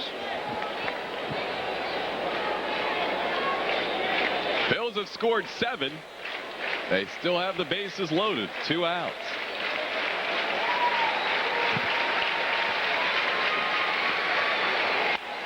On the fist towards the hole. No play anywhere. Sid scores. It's now 8-1. Well, Sid had to hobble home, but he made it because Offerman had no play anywhere. Base hit for Mark Whitten, his second of the inning. Yeah, I mean, look at some of these hits they're getting. Look at Tommy just said that's a crime. Sort of. And he's right. But, you know, I mean, I've seen games when the Dodgers do this to teams, too. And, you know, it just happens in this sport once in a while. You just get into one of those things where everything you do seems to turn out right. And it's happening for the Phillies the last couple of games. Here's Charlie Hayes. He singled his first time up in the inning. They're going to make the force on Whitten to end the inning. 14 men to the plate. 14. 8 scored. 8 hits. 2 errors. A migraine. We're heading to the 5th. 8-1 Phillies.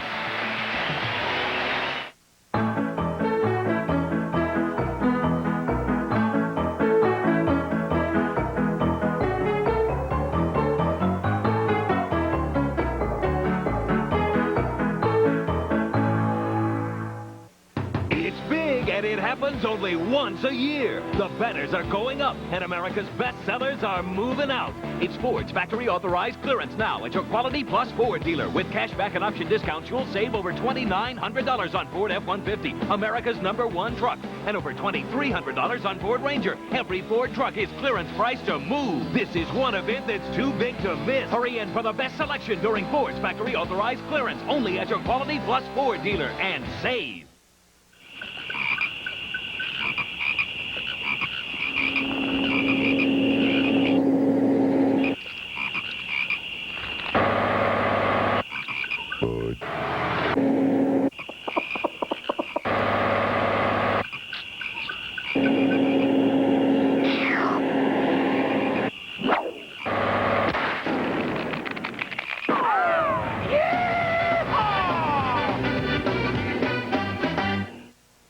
Dear foreign car owners, when it comes to fixing brakes, foreign cars aren't foreign to Midas.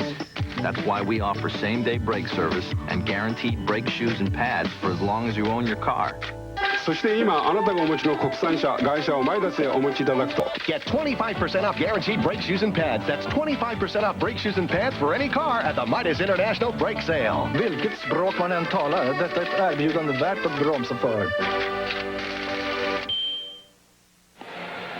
We hope you don't read lips, because Tommy had nothing nice to say.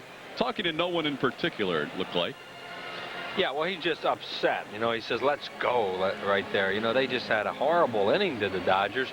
They made a lot of mistakes. The Phillies got a bunch of weird-looking hits, you know, just over the infield, off some gloves. They hit some balls hard. And that little guy right there saying, man, I just saw a big inning, didn't I, Dad? 8 runs, most by a Phillies team this year. And this lineup, doesn't matter who's in there, Wheels. Well, yeah, just really. scoring runs. Darren Dalton out for the year. Greg Jeffries attending the birth of his second child. And they score 8 in the 4th against the red-hot Ismael Valdez. Here's Tim Wallach. Grounded out his first time up. Sid's retired 10 out of 11. And 4 in a row. He now has a 7-run cushion to work with. Now, you talk about the ebbs and flows of this game throughout the season. The Phillies bullpen had been used so much for about 2 or 3 weeks there, and now all of a sudden, if you want to use a Tyler Green who's going to get passed over with an off day, you have as many as 8 guys in the bullpen and really no use for them right now. They could get their second straight night off if Sid can probably not go the distance. He'll probably go as far as he can. He usually has a high pitch total, but you probably won't use many guys in the bullpen if the Phillies maintain this big lead. Right, and the way this game goes in cycles, pretty soon you'll be using them again every day. So this is one of those nice periods where they're able to rest some people for the inevitability that all of a sudden you're going to have them out there again every night. There they are with not much to do. Michael Mims was used quite a bit the first 2 games prior to last night, but then last night Jeff Juden went the distance. Gives him a chance too to keep Italico from having to pitch and get him better. You know, Ferguson hopes he could get through tonight, and then maybe tomorrow night, then an off day, and then maybe Ricky will be ready to come back and contribute. 2-2 the count to Tim Wallach. Ricky last pitched on Sunday. And all that said, don't forget these Dodgers have a lineup full of guys can hit the ball out of the ballpark. As it's a little more relaxing for Fergosi now that his team scores some runs the way they are. But don't count the Dodgers out. We're only in the 5th inning, and they can put runs together in a hurry with that long ball. Here he says it's a crime again. He said that a few times. This is a crime. Well, and that was an ugly inning to watch for the Dodgers. I mean, it was just horrible. That was a nightmare. He's had some nightmare innings watching these red and white Phillies. The red and white uniforms of the Phils. Although they were gray that one inning when he had to watch the Phils in that famous John Kruk room service game. Well, Tommy's very emotional. He's great for the game. He's fun to watch. Full count. Fouled away. One thing you can never say about him is he doesn't care. He's searching right now. His team a half game ahead of Colorado when the night began.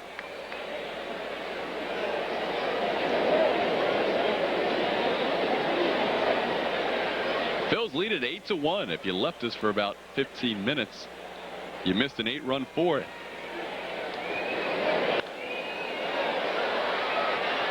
Wallach making Sid throw a lot of pitches here to start the inning. Yeah, Fernandez with that big lead, and you know what he wants to do is keep throwing strikes, but in his typical type of game, he throws a lot of pitches that are fouled off by hitters. He is great for souvenirs in the crowd.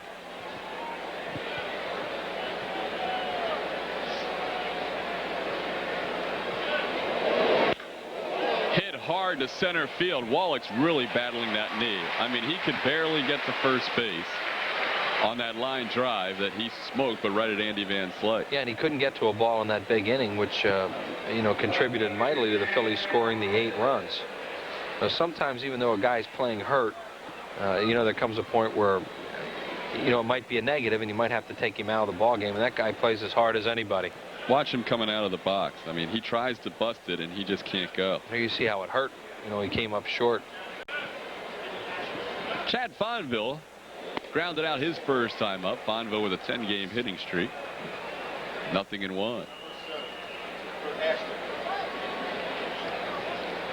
Billy Ashley will spell the evening for Ismael Valdez.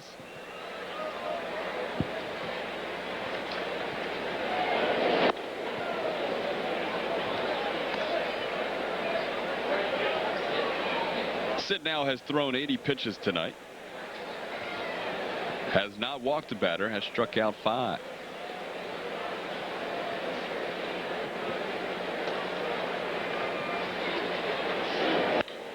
That ball's hit hard. Kevin Stocker nicely to his left.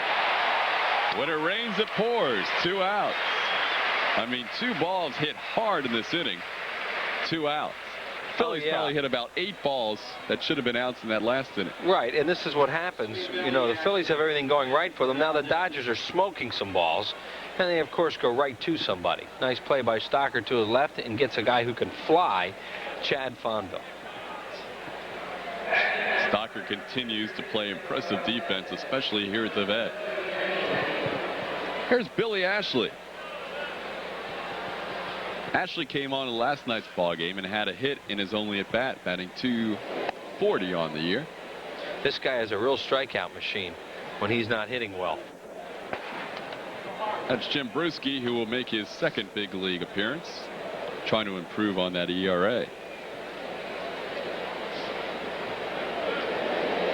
Swing and a miss, 1-1. Ashley has struck out a team high 85 times. He's only been up 208 at bats.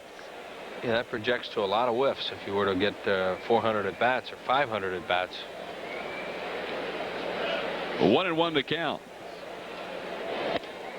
1-2. He has no let up in his swing. I mean, you know, from what we've seen of Ashley, you know, he just swings real hard at everything. It's a spectacular way to hit when you're successful, but for the most part, you're an out in the lineup when you swing this way.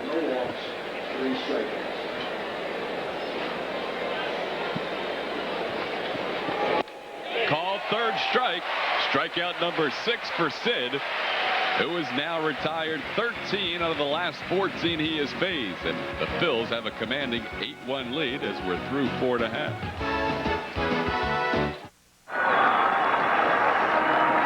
Somewhere men are laughing, and somewhere children shout. But there is no joy in Mudville. Mighty Casey has struck out.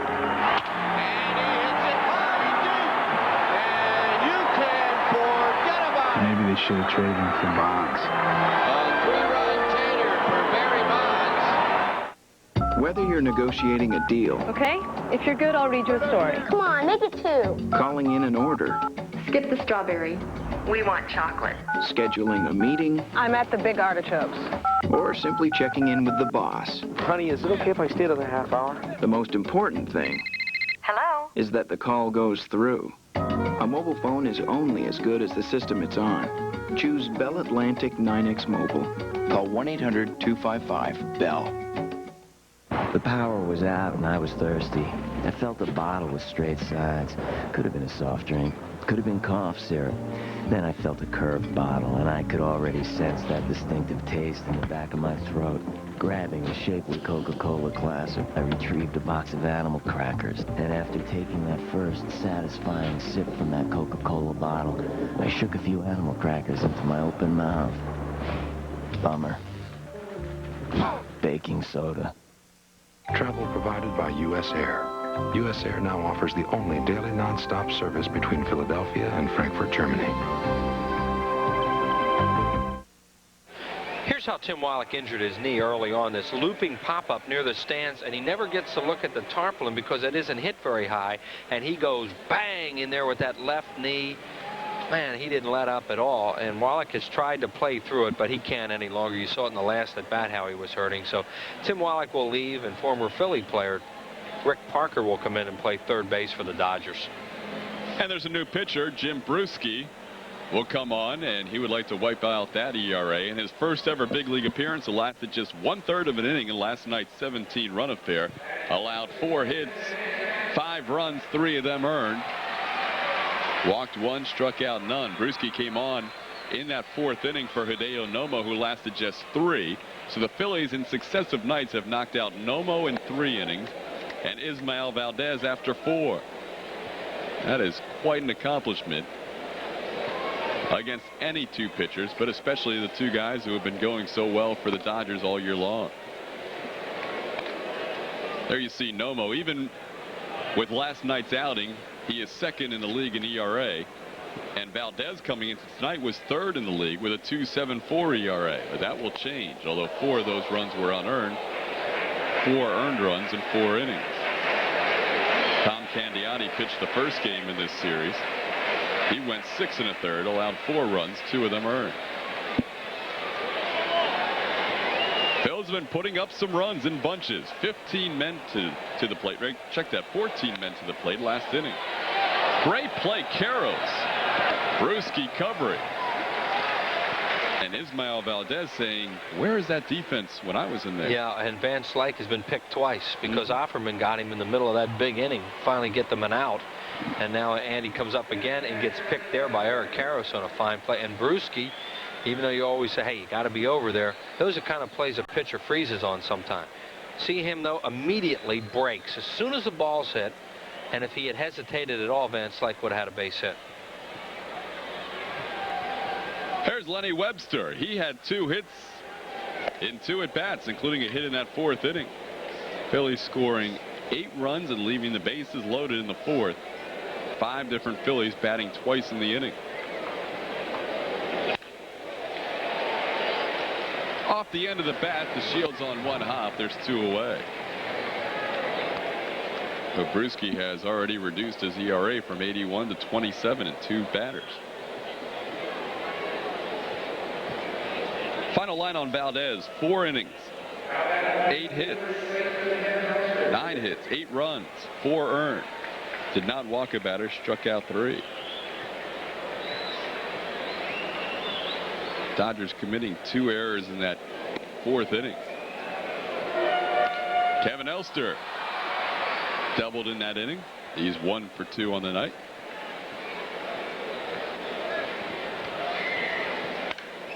In the air to center field, Brett Butler tracks it down. But Bruschi restores a bit of order with a 1-2-3 fifth. We are through 5, 8-1 Phils.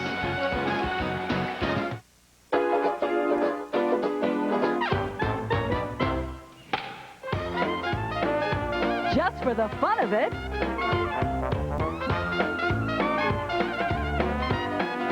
Just for the fun of it. Come watch the Phillies play the Florida Marlins. Monday, September 18th, Tuesday, September 19th, Wednesday, September 20th, and Thursday, September 21st.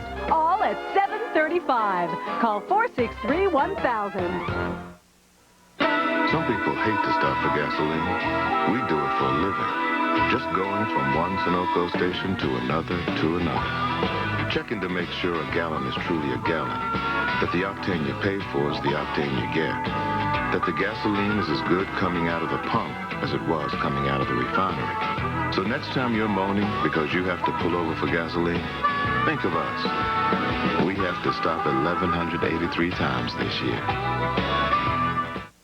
At Lexus, we'd like to thank you for making us #1 in customer satisfaction for an unprecedented 5th year in a row. So now we're celebrating with a sales event. With Lexus corporate support, you can now get the best values of the year, whether you buy or lease an ES300 or any other award-winning Lexus model. The customer satisfaction sales event, where the values are overflowing, but only until September 4th at your New Jersey, Delaware, and Pennsylvania area Lexus dealer. How much fiber do you need daily? The National Cancer Institute recommends 20 to 35 grams of fiber a day. The average American consumes only about 12 grams of dietary fiber daily. So try eating more fruits and vegetables. Fanatic having some fun tonight on a night that Tommy Lasorda probably does not want to enjoy or even react to. Philly Fanatic tossing around the doll with a little added padding. It has not been a night of laughter for one Thomas Lasorda. Norristown's own. Phillies 8-1, 8-run 4th, the difference. Started out as a pitcher's battle with only a Mike Piazza home run, the first run of the ball game, and the only scoring through 3.5 innings. And then an offensive explosion.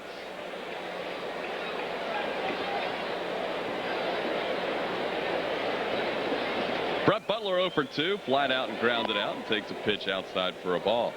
You know, other than that 1 inning, the Phils have gone down in a minimum fashion the other 4. Yeah. Well, Valdez looked like he was going to pitch a heck of a game. That's why they're bunting. You know, with a leadoff double in the 4th inning, they're bunting in that situation to get a run there, you know, and get the game tied up, because it appeared to be it was going to be a real tough, tight ball game tonight. But then all those weird things started happening to the Dodgers, and the Phillies caught a big inning.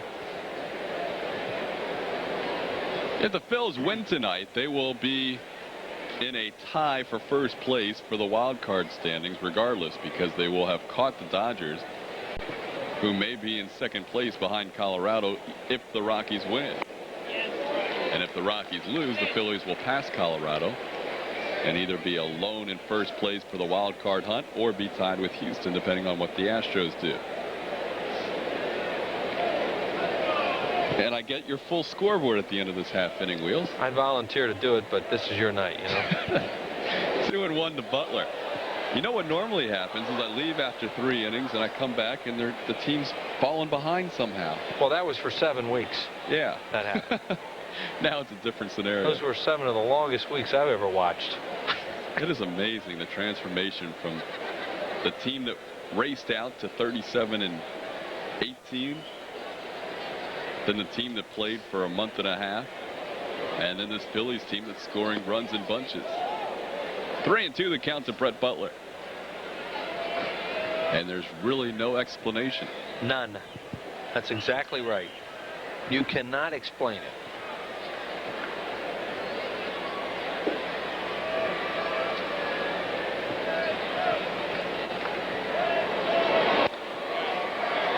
Butler upset at himself there as he chased a high fastball. I mean, you know, he knows Fernandez.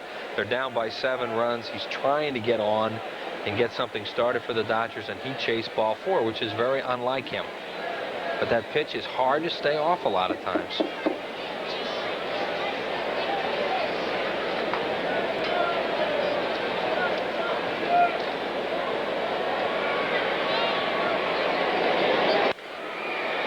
Line drive the other way, and look how tight Jim Eisenreich is to the line. Oh, yeah, Eisenreich, you will see outfielders catch foul balls on Brett Butler down the line. They're just maybe a little bit foul, close to a base hit, and they'll catch them on him, especially when they have a lot of foul territory down there. Here you don't have a whole lot, obviously, once you get down near those stands.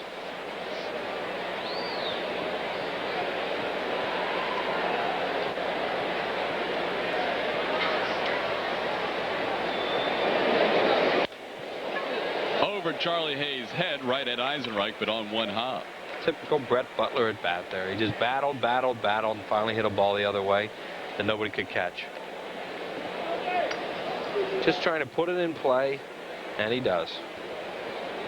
Hit number 4 for the Dodgers. Only the 4th hit allowed by Sid Fernandez against a left-handed hitter this year.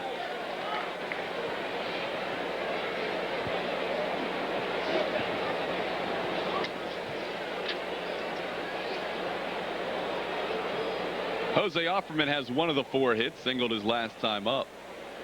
Here's with a 7-run lead. Even with that, they're going to hold Brett Butler on at first, figuring Offerman's not a guy you wouldn't necessarily want to take the hole away, and you'd rather keep the double play in order. Offerman plus a bunt. Because if you play off Butler, he's just going to run and be at second base. Now, if there were a left-handed hitter up there, you know, they might decide to play off him and take the hole away.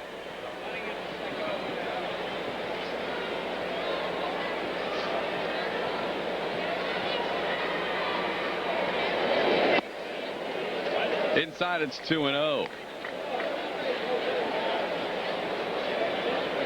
You have to be careful with the Dodgers now. You know, everything's euphoric here. But he gets on, Offerman gets on, somebody pop one, and then they start to get back in this game. And they have so much power in their lineup. That's a called strike. 2 balls and a strike. Sid has had better control this season than he has shown in the past. He's always run into trouble with walks, but this year, in his last 3 starts, only 4 walks in 20 2/3 innings, and no walks tonight. Fouled away, it's 2-2. Sid did have one start where he ran into control problems against Atlanta. He walked 6 in 5 innings.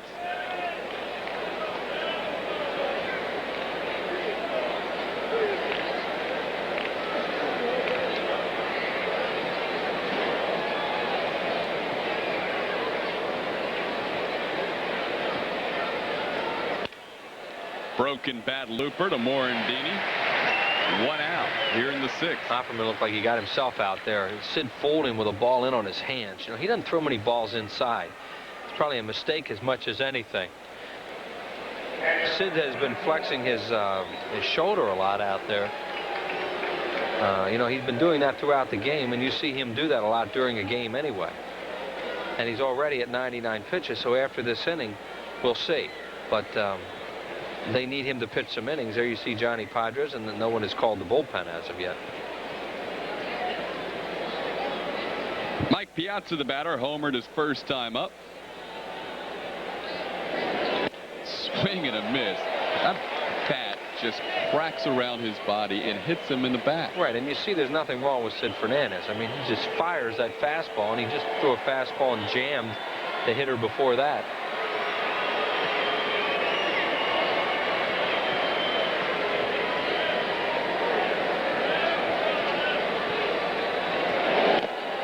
Nothing in 2.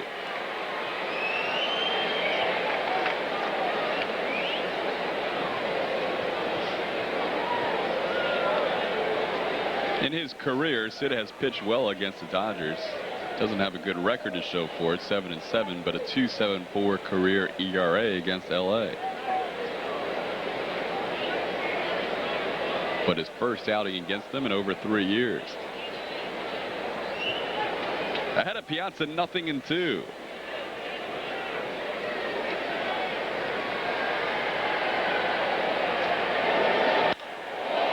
Long drive, right field. Witten back to the wall. Home run, opposite field. Mike Piazza. 8-3 ball game on a 2-run shot by the Dodger catcher. He's scary. 0-2 pitch up, and he fights it out of the ballpark to right center field. I mean, he just is scary. You can't do that. I mean, Mike Piazza is as strong as any hitter in this league, period. That's one of those home runs where you just say, now how did he do that? Now Fergosi's going to come out and talk to Fernandez. He's going to stop with Frank Pulley first to inform him that this is an attention for a medical reason, and if that is the case, then the relief pitcher will be allowed as much time as he wants. There's Mims. You see Fernandez is having a little trouble with something under his arm. He's reaching in that area right under the arm. And that will be it for Sid. Well, every big game seems to be tempered with a little bit of bad news. We'll hope tonight is nothing serious. Last night's 17-run outburst also included the end of the season for Darren Daulton. So we'll see if Sid's okay as he leaves the game to a good hand. Mike Williams will come on and pitch for the Phils and get as much time as he needs to loosen up. Here's the 0-2 pitch to Piazza. Now look where this is. That's a high fastball, and he somehow gets on top of that ball enough to hit it out of the ballpark to right center. You know what happens when Sid Fernandez throws that pitch. Most human beings pop it up somewhere or foul it off. Mike Piazza is just on a different level than a lot of people in baseball.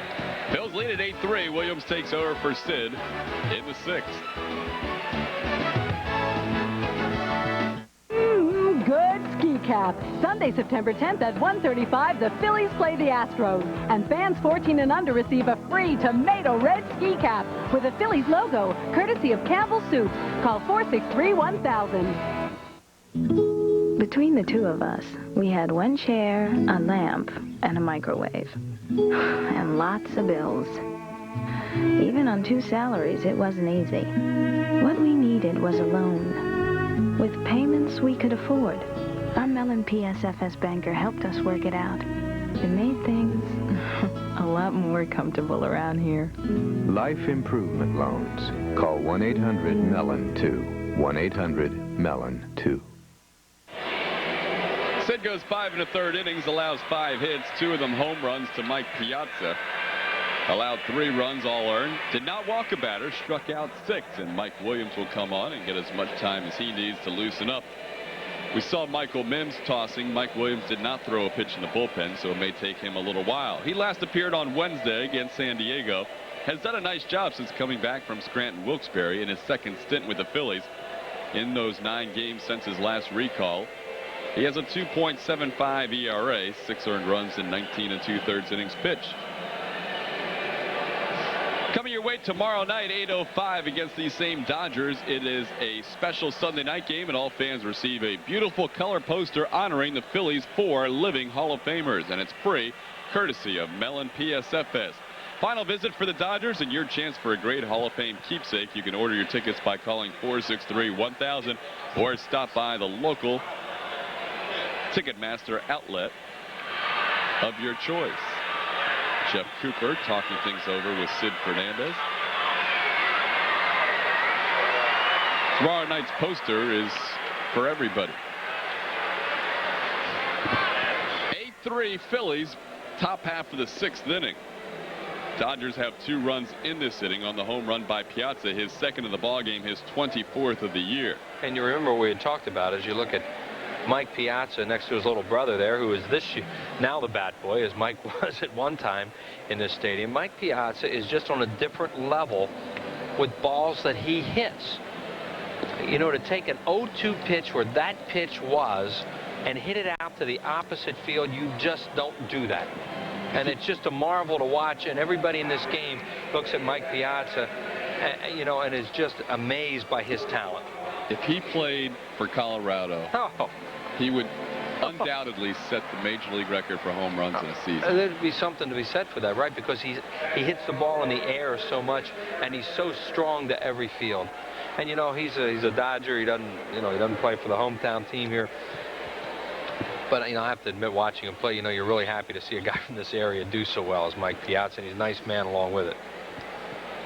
27 major league teams passed him up for 60 rounds.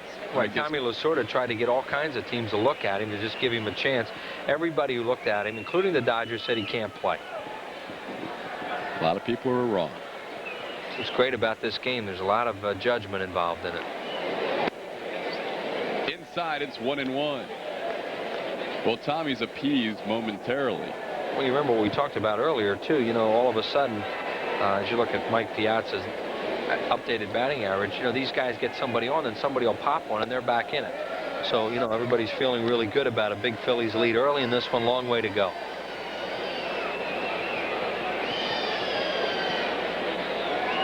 Two and 1 the count to Eric Karros, who was 1 for 2 with a single.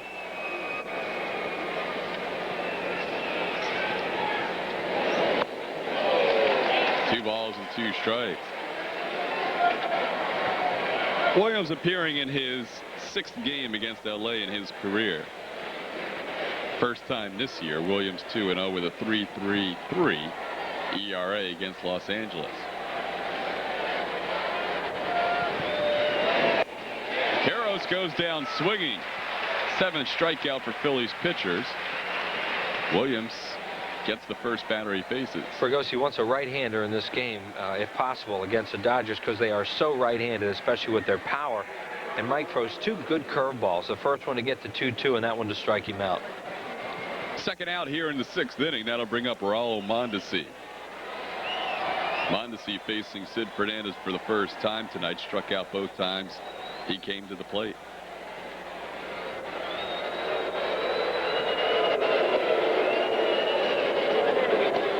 Sid went 5 1/3, so if the Phillies hold on to the lead, he would move his record to 5-1, and it would be his 5th straight win. Dodgers still have 10 outs to play with, trailing by 5. Called strike, it's 1-1.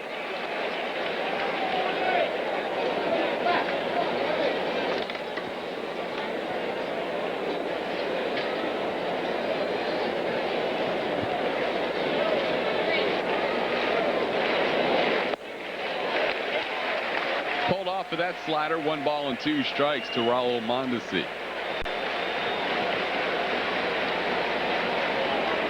Mike Williams pitched a complete game at Dodger Stadium for his first major league win against these Dodgers a few years ago.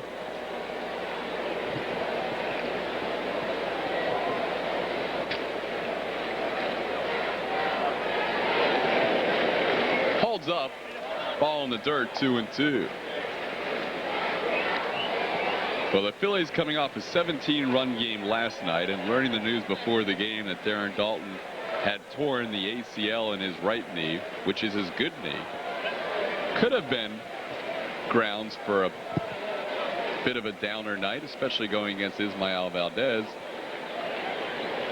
who was near perfect through 3 innings, but ran into some problems without defense in the 4th. Strikeout, and Mondesi's going to get to first base on the wild pitch. So Williams strikes out Mondesi, who lives on first base because of the wild pitch on the 3rd strike. Yeah, he chases a real bad pitch, and Webster tries to block it and watch it kick away from him. He chases a hard breaking ball, bounces way away from Webster, and Mondesi winds up on at first base.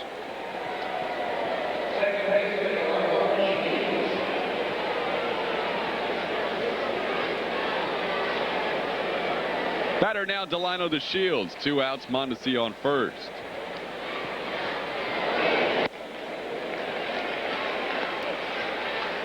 Nothing in 1 to DeShields, who was grounded out and struck out.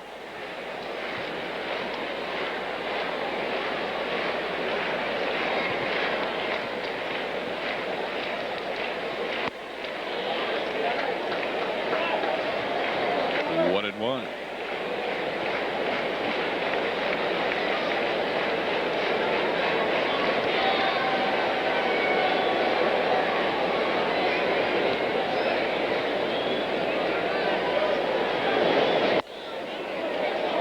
Up high, 2 balls and a strike.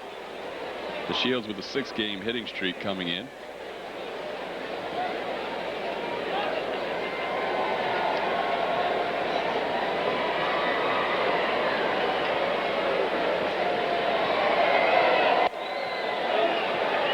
Three and one.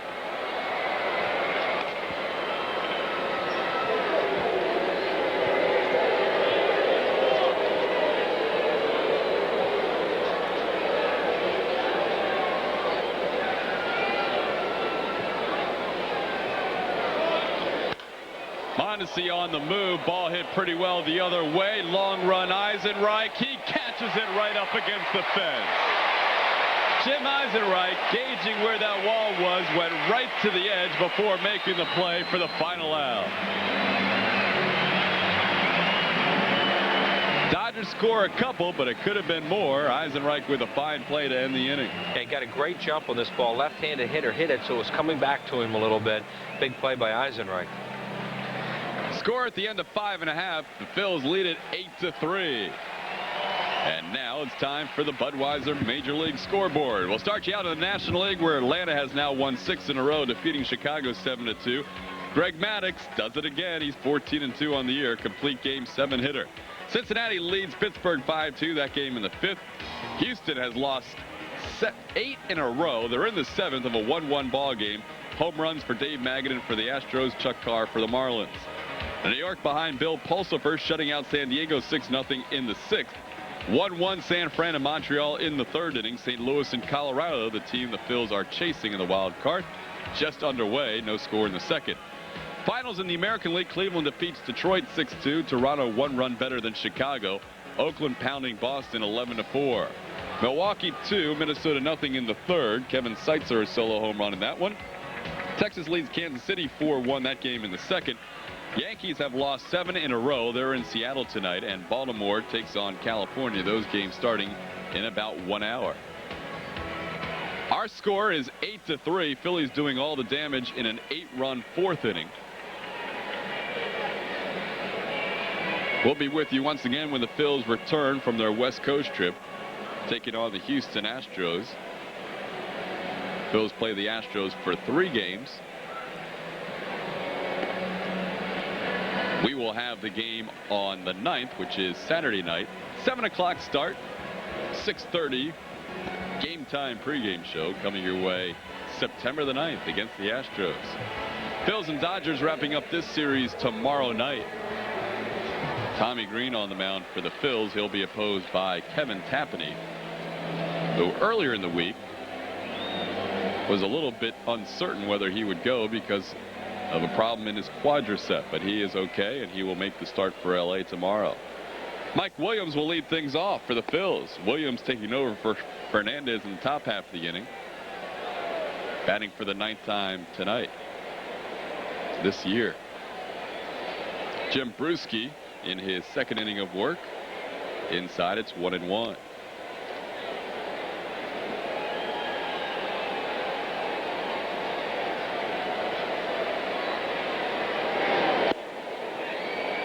Two and 1. Bruschi retired the Phillies in order in the 5th. It's an 8-3 ball game. Bottom half of the 6th inning. Chopper to Karros. He'll make the play himself.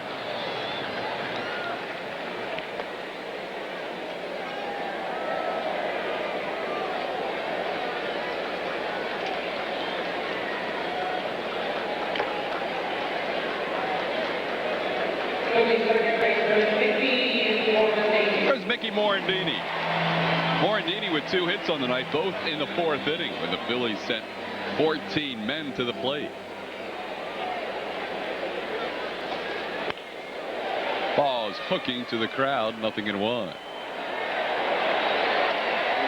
Good catch by that fan. 0-1 on Morandini, a left-hander.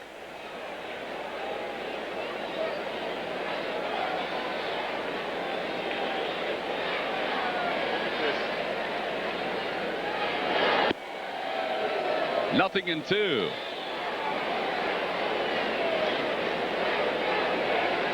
Bruschi was called up during this series, replacing Rudy Cianez on the roster. Chopper towards Karros, who makes another play unassisted.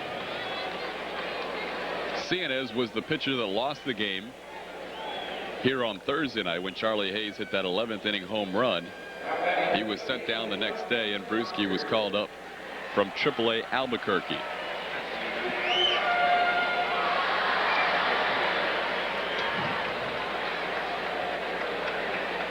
Has to be nice for a guy like Bruschi to get, you know, the things that happened to him last night and then come out and get some people out tonight. And Lasorda needs him out of their bullpen, so they run him right back out again. He's having some success. Every one of their pitchers pitched in the game 2 prior to the game against the series against the Phillies. That would have been Tuesday night. Every one of the bullpen pitched Tuesday. Ramon Martinez pitched a complete game on Wednesday. Then that 11-inning game on Thursday. A lot of pitchers used last night. Karros is going to get 3 putouts, all unassisted. Bruschi's retired all 6 he has faced. And the Phils have gone down meekly with the exception of 1 inning. That's all they've needed so far. Too hot in your car? Don't sweat it. Now at Pep Boys, get a cool deal on our air conditioning quick check for just $19.99. Our AC quick check only $19.99. Come to Pep Boys now. Now at Pep Boys, get any 4 of our 35,000-mile all-season steel-belted tires at an incredible low $109. That's right, any 75 or 80 series, any 4, just $109 at Pep Boys now. At Meisner, we remember the days when shopping for a car was as enjoyable as driving it. We remember because we were there. Since 1954, Meisner has been committed to our customers' satisfaction. We understand that when you're looking to buy a car or truck, you want selection. That's why Meisner has over 700 cars and trucks in stock. Meisner's Chevrolet Geo Oldsmobile in the Philadelphia Airport Auto Mall, celebrating 40 years of continued commitment to the Delaware Valley. Jim Herr doesn't use just any potatoes. But then Jim Herr doesn't make just any potato chip. Make hers yours. 4 of of the greatest Phillies of all time have been immortalized in the Baseball Hall of Fame, and now these heroes have been brought together for the first time in a limited edition print. This print is individually signed by Richie Ashburn, Steve Carlton, Robin Roberts, and Mike Schmidt, and is destined to become a true collector's item. Only 500 of these prints remain. To order yours, send a check or money order for $250 plus $6.95 shipping and handling to the Prism Hall of Fame print, P.O. Box 1252, Ballackinwood, PA 19004. Seventh inning, Phillies lead at 8-3. Here's Rick Parker to lead things off. Parker batting for the first time, came on for the injured Tim Wallach in the fifth. Mark Guthrie is loosening. He is a left-hander, 1 of 2 in the Dodger bullpen.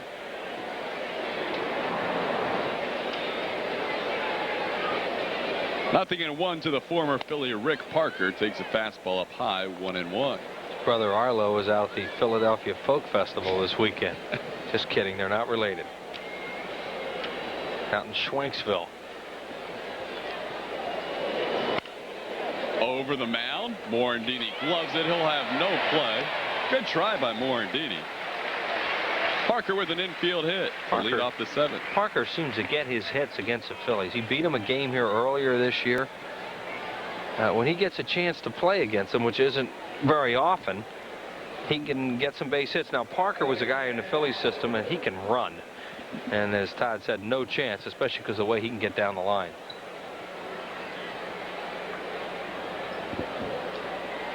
Chad Fonville, the batter. Fonville, a switch hitter, will bat left-handed for the first time tonight. He was 0 for 2 against Sid with a couple of groundouts.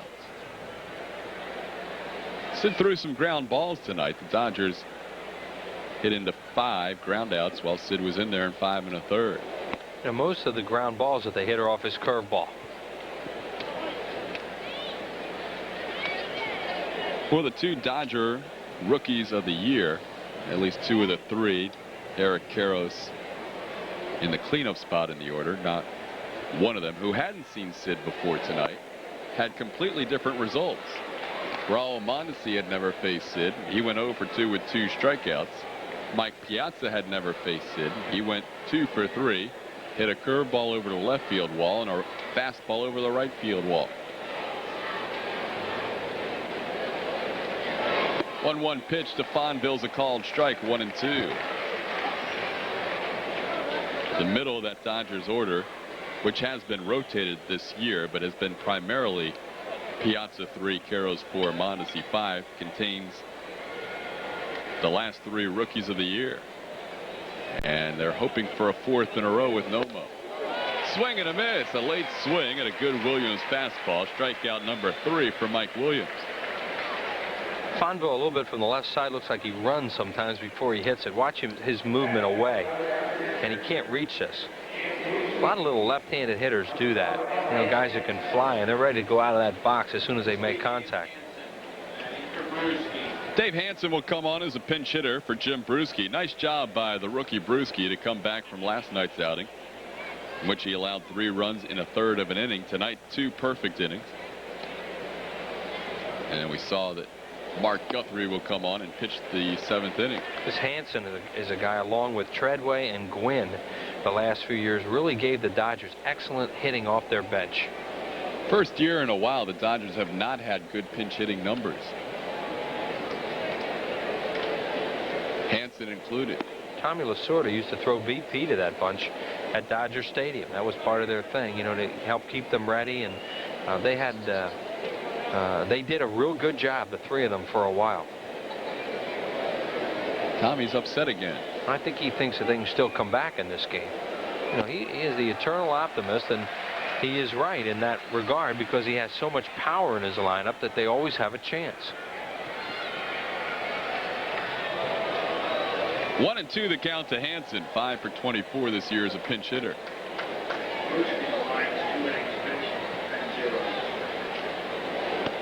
Outside, 2-2. If the Dodgers do end up with the rookie of the year this year, it will mark the 2nd time in their history they have won it on 4 consecutive seasons. Last time being 79 through 82.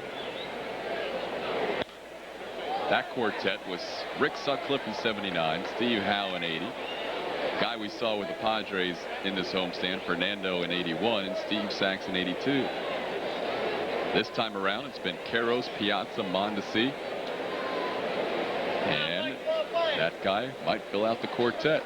Chipper Jones might have something to say about that. It's going to be one of those two guys, Nomo or Jones. Called third strike at the knees on the outside corner. Hansen doesn't think so. Williams has struck out 4, and he's only faced 6 batters. No, that pitch had a chance to be low. I'm sure they're very upset about this one. Yeah, he sure thought that was low.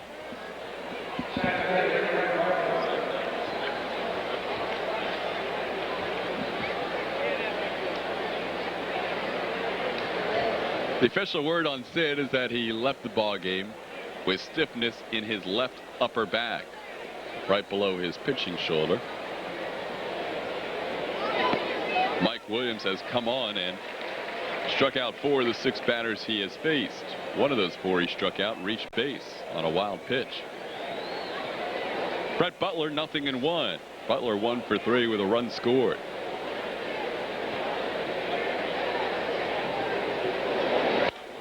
The other way, no balls and 2 strikes. Who would you vote for right now?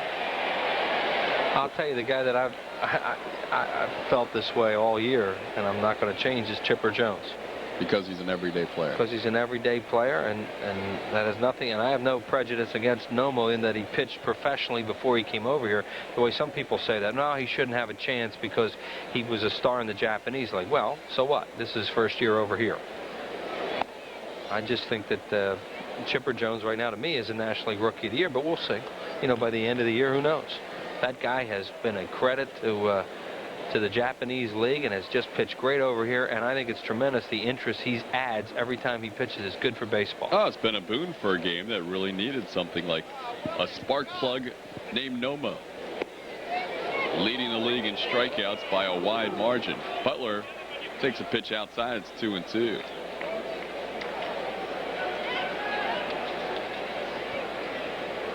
It has to be nice for him as you look at his personal media contingent who has followed him all around. This has to be a nice time of the night for him because nobody can bother him. It's unbelievable the attention he receives. 2-2 to Butler. Line drive, base hit center field. They had him shifted the other way, and this ball is going to go all the way to the wall. Parker will score easily. Butler's going to get to third easily, and he'll go in standing with a triple and an RBI. Now it's an 8-4 ball game. Well, the shift was on the other way against Brett Butler, and he made the Phillies pay by lining one up the middle. They overshift so much against him that, you know, as hard as he hit that ball, there's no way anybody could cut it off. Andy Van Slyke was playing him well over into left center, and here it is, a bullet right back through the middle. I mean, that's a ball that Mike Williams came within an inch of catching, and it turns into a triple because of the overshift and the turf. So that's a quick run for the Dodgers there that they really shouldn't get, but the overshift causes that. And now they have the runner at third where a base hit, a wild pitch, anything could get them back to within 3, and we're still only in the 7th. That's what we meant about those shots of Lasorda clapping where he was saying we can win this game, and I'm sure they feel that way. Phillies need to, you know, shut them down here and maybe get a little more.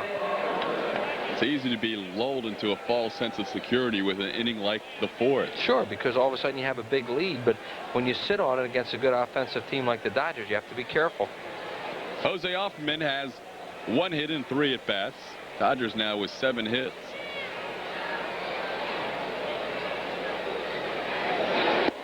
Called strike, 0-1. It's a big hitter for them right here.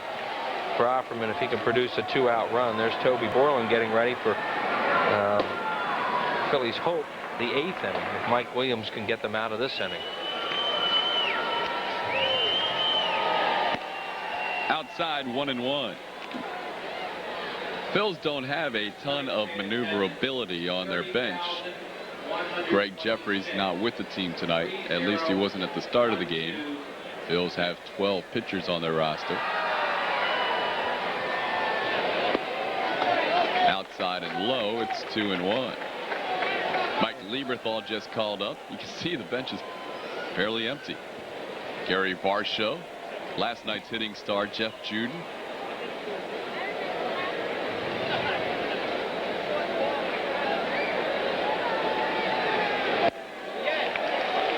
Varsho was the emergency catcher last night after Darren Dalton had to leave the game when Lenny Webster was in there.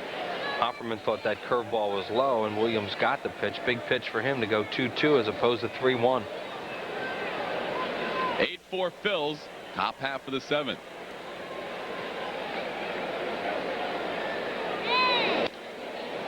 Still 2-2. Made him chase that one, because that was another curveball that was going to go low, real low in the strike zone. Probably because of the pitch prior to that, he thought he better go after it.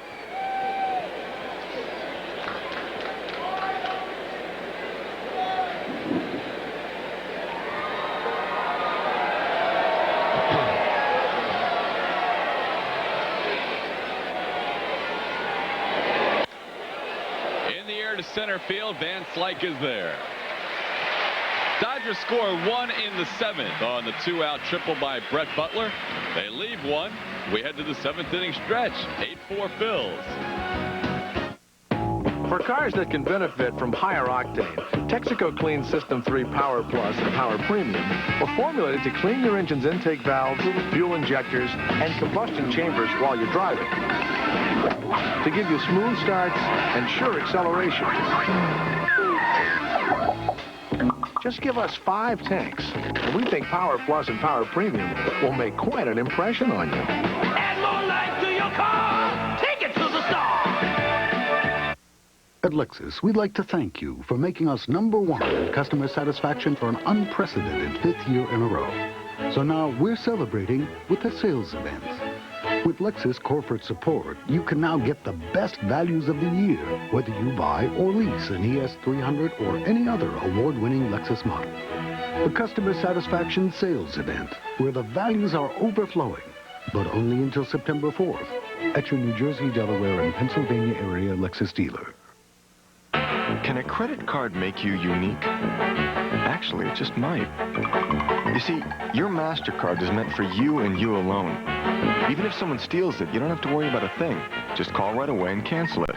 So even if someone does manage to charge something to you, you won't pay a cent.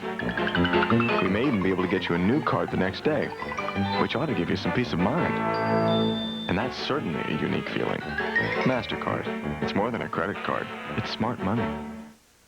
Win a Camaro, compliments of Chevrolet on Fan Appreciation Day, Sunday, September 24th at 1:35 when the Phillies play the Reds. No purchase necessary. Entry coupons at the vet and Ticketmaster. Prizes and surprises for everyone. Call 463-1000. Phils return from the West Coast trip on September 8th, 9th, and 10th. September 10th being Ski Cap Day. 8:05 Friday night, 7:05 Saturday. Sunday's a 1:35 start. Make your plans to see the Astros, what could be a wild card weekend series. And a special gift item for the fans on Sunday. You can order your tickets by phone by calling 463-1000 or by stopping by the Veterans Stadium ticket office. Dave Hansen, who pinch hit for Jim Bruschi, stays in the ball game, and he takes over for Rick Parker at third. Hansen will bat at the number 9 spot. And the left-hander Mark Guthrie will take over for Jim Bruschi. Guthrie in his 49th game of the year. See his numbers. Those are overall numbers, with the Dodgers appearing in his 13th ball game, 0-1 with a 2.45 ERA. Guthrie acquired along with Kevin Tapani from the Minnesota Twins. Jim Eisenreich takes the called strike, 0-1. Eisenreich has reached base twice. He is 1 for 3 with a single. No balls and 2 strikes. In that trade, Minnesota acquired third baseman Ron Coomer, who has a couple of home runs in the last month. Pitchers Greg Hansel and Jose Parra.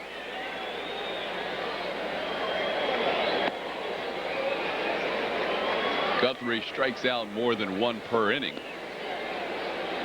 striking out 48 in 42 1/3 in the American League.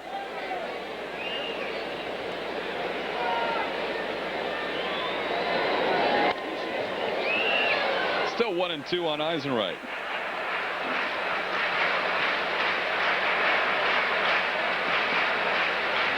Guthrie pitched here on Thursday night, went 2/3 of an inning, did not allow a hit or a walk.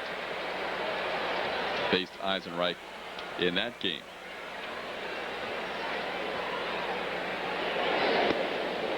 Way outside, it's 2-2. Phillies batting bottom half of the 7th inning, leading 8-4.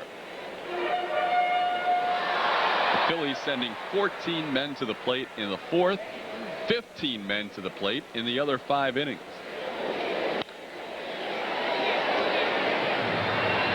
To shield Siqueiros, Eisenreich retired.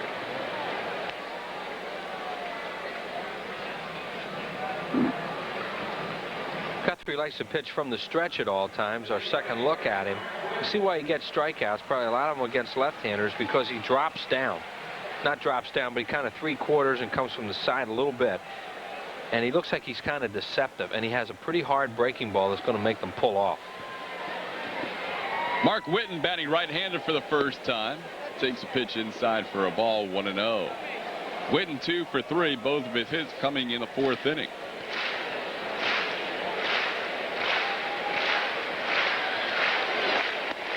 Called strike, 1-1.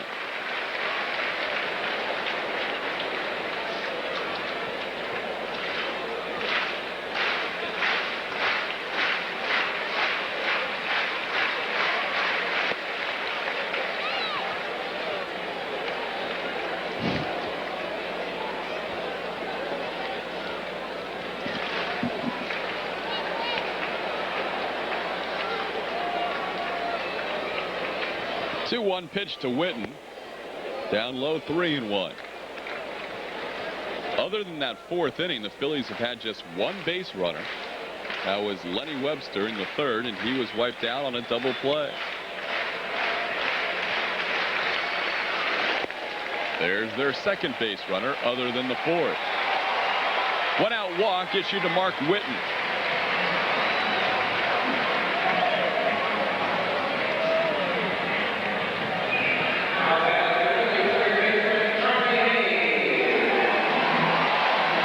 Charlie Hayes. Hayes 1 for 3 with an RBI and a run scored.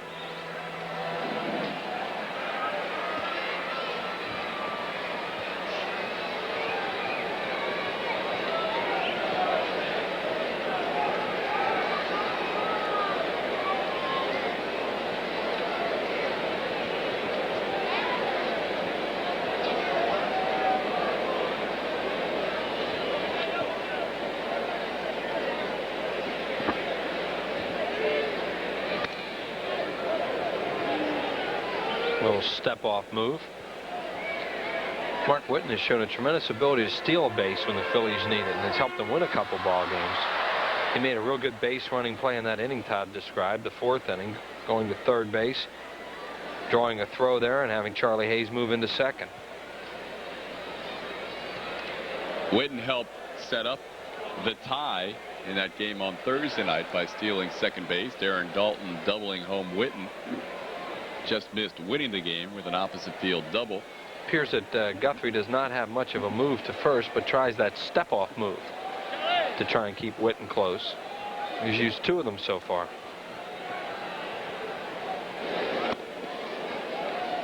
Quick step to home, quick delivery home. It misses out up high, 1-0. Yeah, those are the 2 ways that he's trying to hold runners on, and we'll see how effective he is. I don't know whether or not they'd run anyway in this situation, but he used a step-off move, and then that time he used a slide step to the plate to get quicker.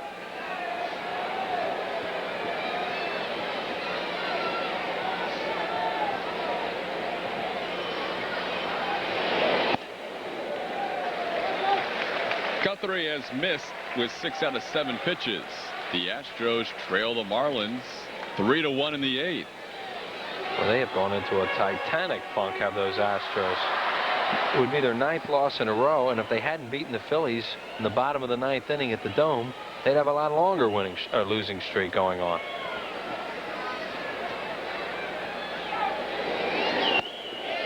(3-0). Yeah, the Astros are in a free fall right now, and until Jeff Bagwell comes back, it seems like it's never going to end, because they're looking for that as much psychologically as they are physically, has a chance to break their offensive woes. 3-0 green light. He misses 3-1. A pretty good 3-0 pitch to swing at, and Charlie took a hack. Well, the few games we've had here lately where the wind hasn't been a big factor, and you wouldn't think of that at Veterans Stadium, but in this homestand, the wind has played a big part in a number of games. Whitten on first with 1 out. He looks like he wants to move, but he stays put. Ball's fouled away. It's 3-2. Jim Fregosi will probably want Whitten to run in this situation because Charlie does ground into quite a few double plays.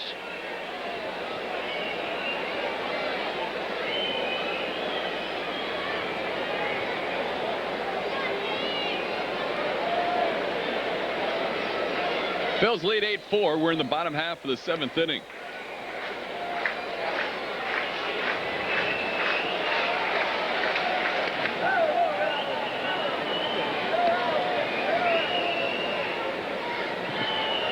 The Astros pitching, you wouldn't think they would fall into that big of a losing streak. They have managed to find a way.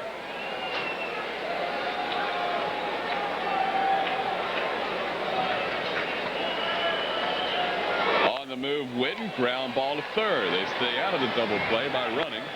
Hayes retired for the 2nd out.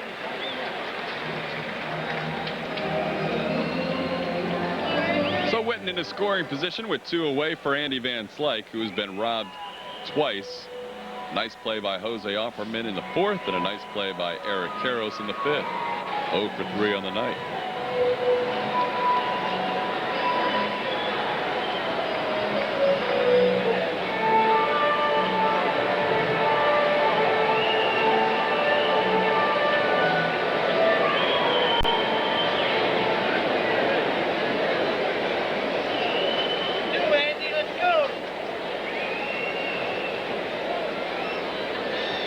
Phillies can get a run out of this with a base hit to center or left because they're really deep. Mondesi is always a problem in right field. But Whitten will get a good jump because there's 2 outs.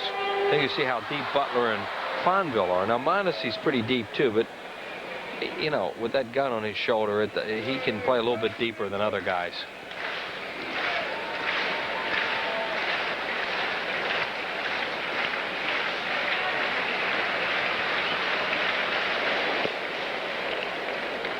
Outside, it's 2-0. Toby Borland has completed his warm-up tosses. He will be the pitcher for the Phillies in the 8th.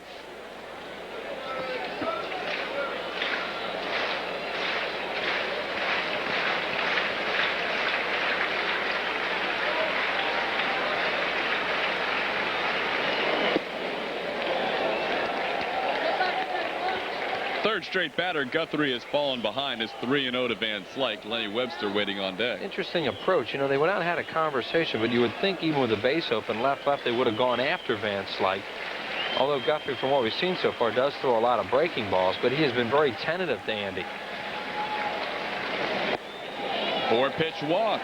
Yeah, you know, you would almost think that was a pitch around, but you wouldn't think they would do that, so I don't know.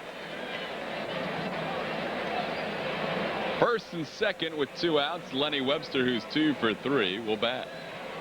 Just don't think that's what Dave Wallace and the Dodgers had in mind.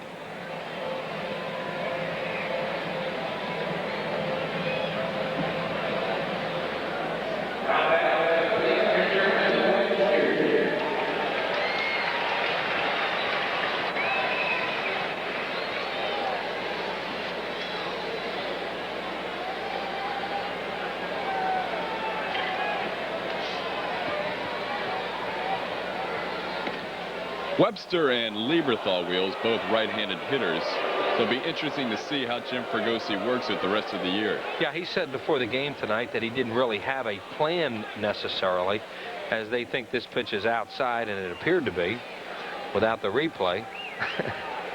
And it is. The Dodgers had one like that called against them. There goes Whitten. Piazza from his knees. Whitten safe. Whitten catching the Dodgers by surprise with his 6th stolen base of the year for the Phils in 6 attempts. Yeah, they sure don't expect him to go with 2 outs. I mean, with 1 out. Excuse me, with 2 outs.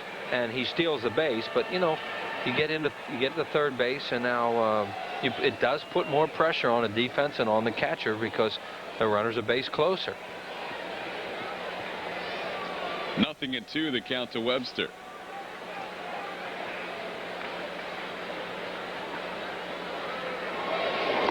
He said he was just going to play it by feel as to who catches. Yeah, exactly. He said I'm going to use them both. I'm going to work them both into the starting lineups with Darren gone for the season. But it's not as if, as you say, they're both right-handed hitters, so you don't platoon them. 2 strikes on Webster. 2-2.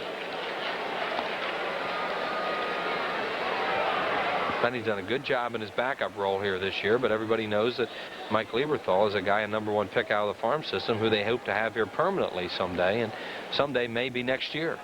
Phils are 12-7 in Webster starts this year.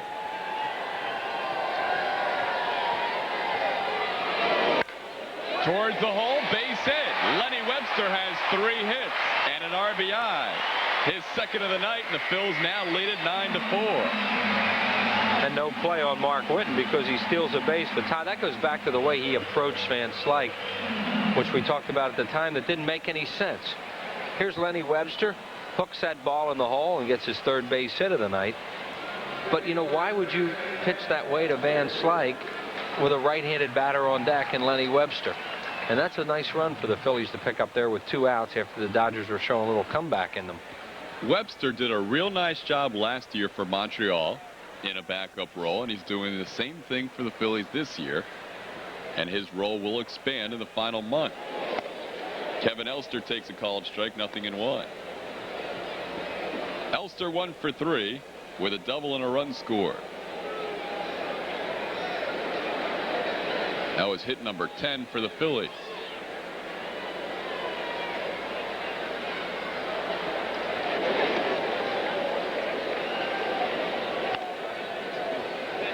Outside, 1-1.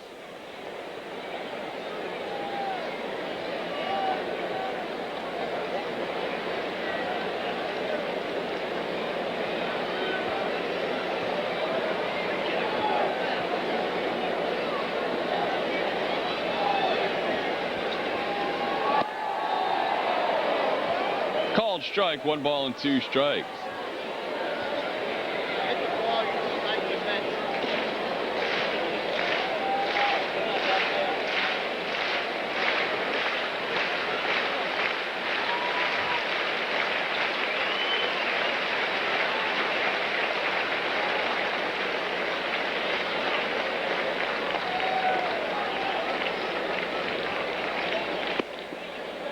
Inside, it's 2-2.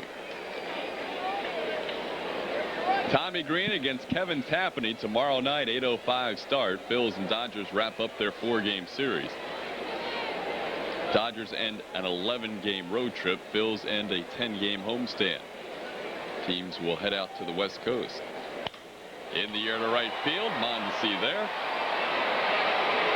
Phils add another run. They do so with a couple of walks and a hit. 2 men left on base. We head to inning 8. It's 9-4. The Olds Challenge continues with a nationally authorized $1,500 price reduction on Sierra. Oldsmobile has just announced massive year-end price reductions featuring Sierra's new low MSRP of $13,900 with all these popular features. Sierra, the lowest price midsize, period. Now only $13,900. The only thing we've downsized is the price. Take advantage of a $1,500 national price reduction today at your local Oldsmobile retailer.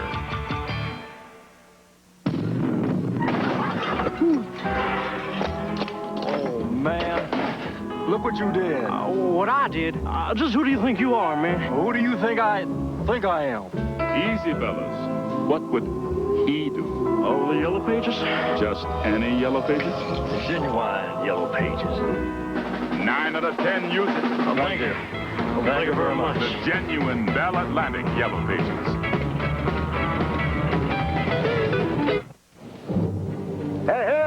out there. You're playing bingo like never before. It's bonus bingo. There's still lots of bingo fun. And that top $25,000 top prize, but now there are more chances to win, so don't stop playing until you scratch off your 5 lucky bonus spots.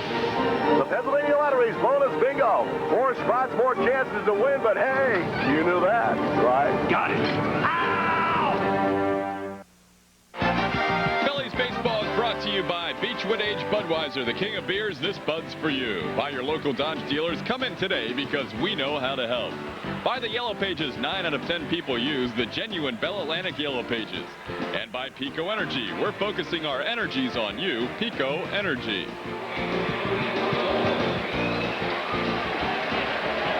So far, so good for the Phils as we head to the 8th inning. Toby Borland comes on as the Phillies' 3rd pitcher of the night. He takes over from Mike Williams. Borland on the year is appearing in game number 39. Toby has a 1-0 mark with 5 saves and a 4.19 ERA. Williams went an inning and 2/3, allowed 2 hits, 1 run, did not walk a batter, and struck out 4.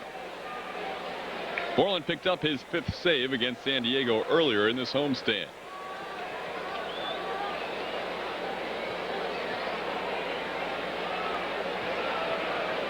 He'll face the meat of the Dodgers order.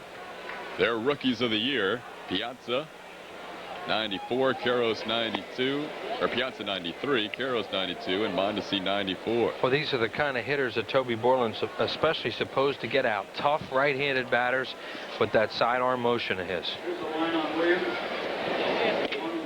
Mike Piazza having quite a game. He has provided the entire Dodger offense with the exception of the Butler triple. He has a solo home run and a 2-run home run, both coming against starter Sid Fernandez. Tried to hold up. He went around, says Joe West at first. See how he can ever hold up once he gets started. Borland pitching against L.A. for the 5th time in his career. In 9 2/3 innings, he's allowed 1 run. Strikes out Piazza to start the 8th. So we're talking about that sidearm motion of his, and watch what happens to Piazza. Toby throws a little bit of a hanger, but he gets him to pull off so fast that he can't reach it. Watch Mike Piazza's shoulder open up real fast. There he opens, and now there's a little bit of a hanger, but he's already left the strike zone, you know, where he just cannot hit that pitch because of opening up so early.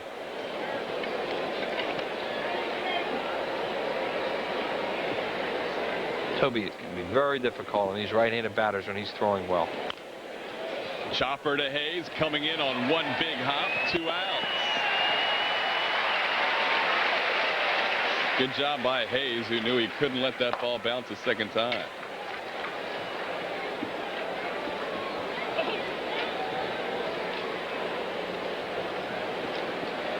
Borland pitched 2 innings in the game here on Thursday night against the Dodgers. 2 shutout innings. Gave the Phillies a chance to win it in the 11th. Tough night for Raul Mondesi. He struck out twice against Sid Fernandez. Last time up, he struck out against Mike Williams. Reached base on a wild pitch on the 3rd strike. He might have trouble with this side armor. Nothing in 1. Well, he swings first ball, fastball all the time. There's Osuna, Antonio Osuna, right-hander, starting to throw. And Mondesi had no chance when he started the bat on that breaking ball. 0-2. Mondesi has 2 hits and 3 at-bats against Borland. One time Borland retired Mondesi was on a strikeout. Trying to go for the 4-bagger right now against Mondesi. Got it. They get it. 4 strikeouts for Raul Mondesi tonight. A frustrating night for him and the rest of the Dodgers. We head to the bottom of the 8th. 9-4 Phils.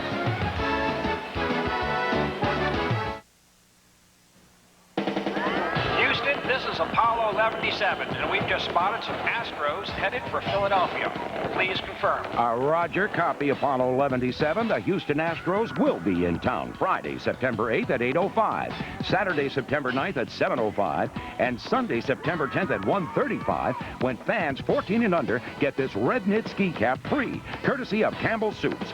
Call 463-1000, but you want to keep it short because this will be a very long distance call. could use another bathroom, but I really had my heart set on a new kitchen. Until the furnace went. But instead of putting everything on hold, I got a Mellon PSFS line of credit. We'll be okay. I got the money I needed, even a little extra, for other important things. Life Improvement Loans. Call 1-800-MELON-2. 1-800-MELON-2. Phillies lead 9-4 as we head to the bottom of the 8th. Let's catch you up on the Budweiser out-of-town scoreboard. We told you about Atlanta defeating Chicago. Cincinnati and Pittsburgh, a wild one. Florida about to close out Houston for their 9th straight loss. Jesus Tavares, a 3-run home run since we last told you about that game. Mets defeat the Padres 7-6. That's the final. San Fran 2-1 over Montreal. A no-hitter for Mark Petkazik against Colorado so far through 6 innings in that place at Coors Field. But the Cardinals haven't been scoring any runs this year either. 0-0. Cleveland defeats Detroit. Toronto over Chicago. Oakland over Boston. Those scores all earlier today. Milwaukee 3-0 over Minnesota. Kansas City is getting bombed by Texas 10-1. That game in the 5th. Yankees in Seattle. Baltimore and California a little later on tonight. Here it's Antonio Osuna who will take over. He is the 4th Dodgers pitcher. Mark Guthrie allowed a run in the 1 inning he pitched. Osuna appearing in game number 24, a real hard thrower. He is 2-2 with a 5.02 ERA in his 2nd stint with the Dodgers. 28 2/3 innings, almost a strikeout an inning, and he does get wild 14 walks in those 28 2/3. He pitched here in the game on Thursday night when a third of an inning allowed a hit. Did not pitch here last night. He will face Toby Borland in the top of the order. Borland probably wishes he had the left-hander still out there because this right-hander throws gas. Yeah, and the Phillies are saying don't hit him. He's well off the plate. That's good. Strike 1. Toby likes to swing the bat. You can't get comfortable against this guy, though. No, it's good that he's well off the plate, though.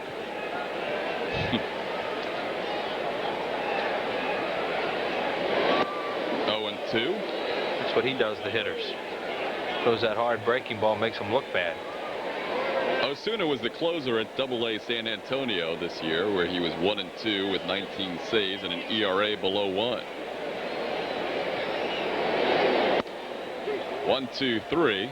No surprise there. Tough batter, or tough pitcher for Borland to face as a batter. And he strikes out. And that was the old good morning, good afternoon, and good night. But they got him out of there without him getting hit. So 1 out. Here's Mickey Morandini. Mickey, another good night. A couple of hits, a run scored, an RBI. Mickey continues to play outstanding baseball for the Phillies in the leadoff spot. Towards the hole, long throw for Offerman in time. Nice play by the Dodgers shortstop. That's what Offerman can do. You know, he teases them so much because he can make the plays, and then he'll mess up routine plays as he did last night. And this is a tough play. I mean, Morandini can run. He gets out of the box well. The ball's in the hole, and you have to have a gun to make this play. Look how strong his arm is.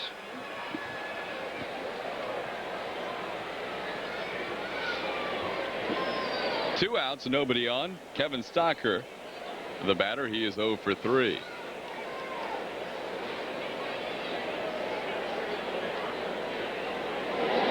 Stocker did reach base in the 4th inning on a pivotal play. In that inning, he was bunting with Morandini on second and nobody out. And Mickey got a great jump off second base to beat the throw by the starter Valdez to third. Stocker reached on the fielder's choice. 8 runs later, the inning was over.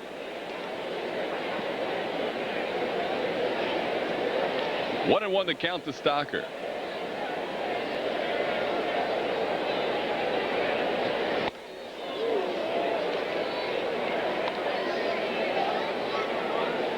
One ball and 2 strikes.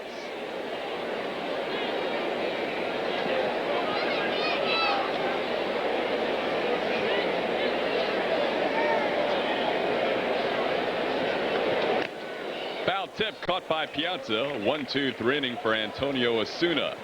We head to the 9th. Phillies lead it 9-4. Introducing the lineup of Phillies legends photo ball baseballs. Play ball! all 5 at Burger King for only $2.99 each. Here's the play-by-play on how. Slide into your participating Burger King restaurant. Buy any large sandwich value meal. Run home with one Phillies Hall of Fame legend. Let's replay, slide, buy, score! Collect a different ball each week for just $2.99. Only at Burger King and only for a limited time. Get your burger's worth. What a steal.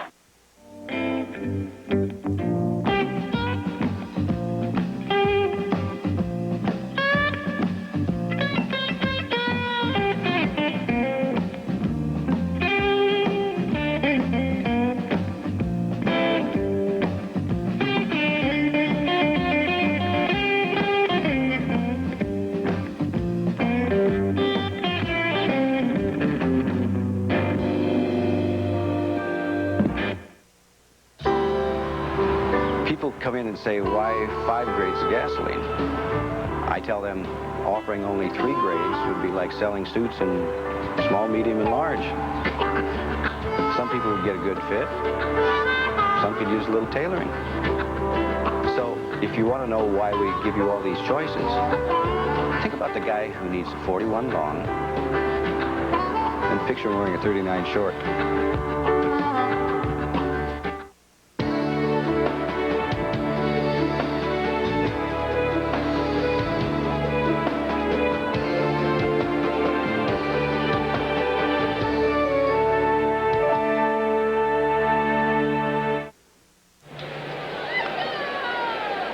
The 9th inning, Delino DeShields, a pinch hitter for the pitcher, which looks to be Gary Ingram right now, and then Chad Fonville. DeShields trying to extend a 6-game hitting streak. He's 0 for 3. Flied to deep left his last time up.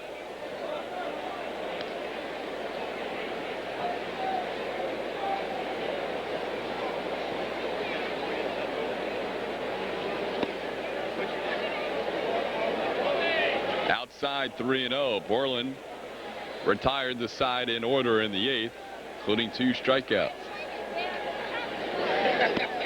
He loses to Shields on 4 pitches to start the 9th.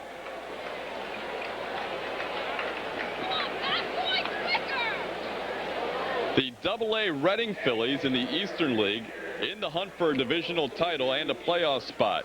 Starting tonight's play, they led their division by a half game. And tonight they're playing the Bowie Bay Sox behind Wayne Gomes. They lead at 8-2 in the 8th inning. For ticket information, call 610-375-8469. The best of 5 Eastern League divisional playoffs begin September the 5th.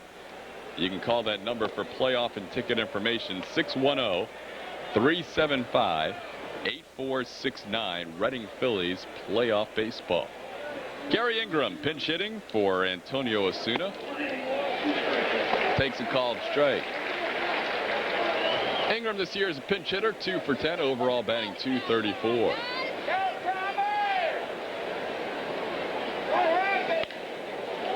Hayes to his left. They get the force at second. Not quite in time. Elster blocks the ball. Would have been an incredible turn. Morandini with a great pivot. The throw was a little low, and Kevin Elster's first game at first base. And Mickey got handcuffed, too, by this throw. Charlie Hayes hard to his left. Now watch the throw. See, it's low. It's down near his knees a little bit, and those are the toughest balls for a middle infielder to handle on a double play. And Elster tries to dig it out and can't do it. As Todd said, that would have been a spectacular double play, especially because Ingram can run, too. Chad Fonville looking to extend his hitting streak. He's 0 for 3, riding a 10-gamer. Turn that double play, you better have that throw up in your eyes, where you just catch it and wheel and throw. And as you saw, that ball was down below his belt, and that made it tougher.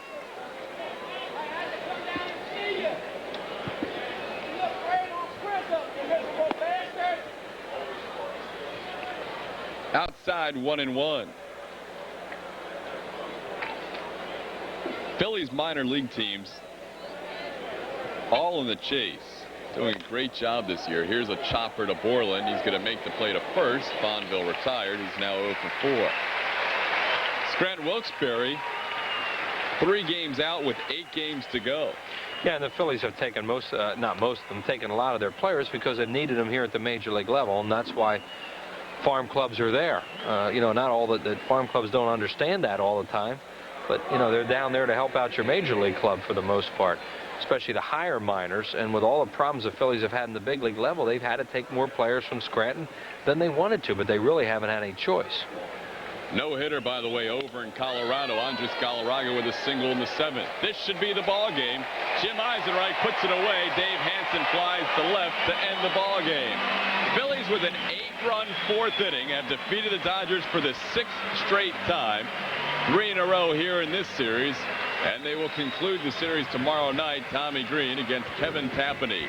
9-4 the final. The Phillies now will be at least in a share of first place in the wild card hunt in the National League. We'll come back and talk about it when we return to the vet.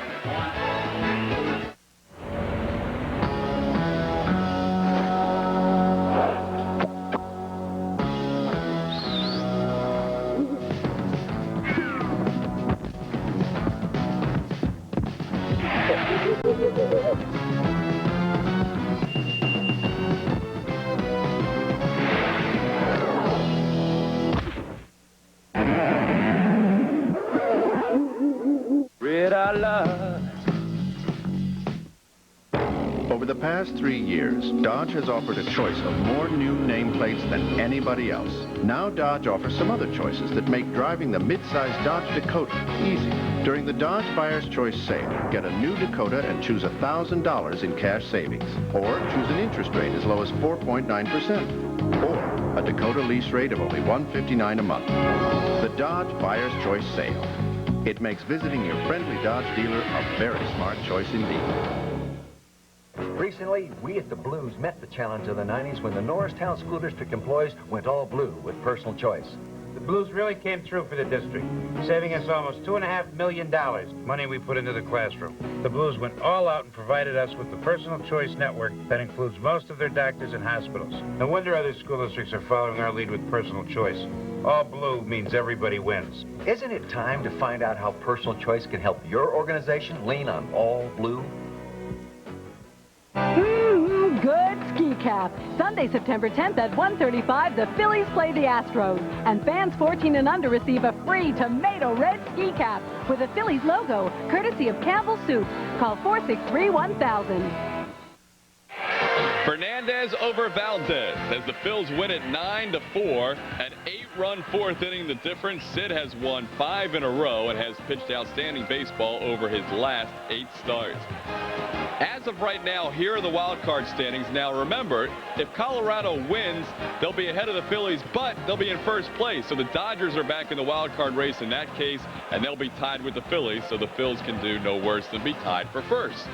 One of the reasons, without Darren Dalton, Lenny Webster did the job tonight. Lenny Webster with a 3-hit ball game. That's to drive in the final run of the game for the Phillies. They're 9th. That's what they've been averaging in this homestand, that they've been scoring a lot of runs for the first time in a long time. And Lenny with a good ball game tonight is our Texaco star of the game. Phil's 8-1 on the homestand. They've won 10 out of 12. We'll wrap things up from the vet when we continue. Dear foreign car owners, when it comes to fixing brakes, foreign cars aren't foreign to Midas. That's why we offer same-day brake service and guaranteed brake shoes and pads for as long as you own your car. そして今あなたがお持ちの国産車外車をマイダスへお持ちいただくと Get 25% off guaranteed brake shoes and pads. That's 25% off brake shoes and pads for any car at the Midas International Brake Sale. Vilket språk man än talar, detta är ett erbjudande värt att bromsa för. Can a credit card make you unique? Actually, it just might. You see, your MasterCard is meant for you and you alone. Even if someone steals it, you don't have to worry about a thing. Just call right away and cancel it. So even if someone does manage to charge something to you, you won't pay a cent. We may even be able to get you a new card the next day, which ought to give you some peace of mind. And that's certainly a unique feeling. MasterCard. It's more than a credit card. It's smart money.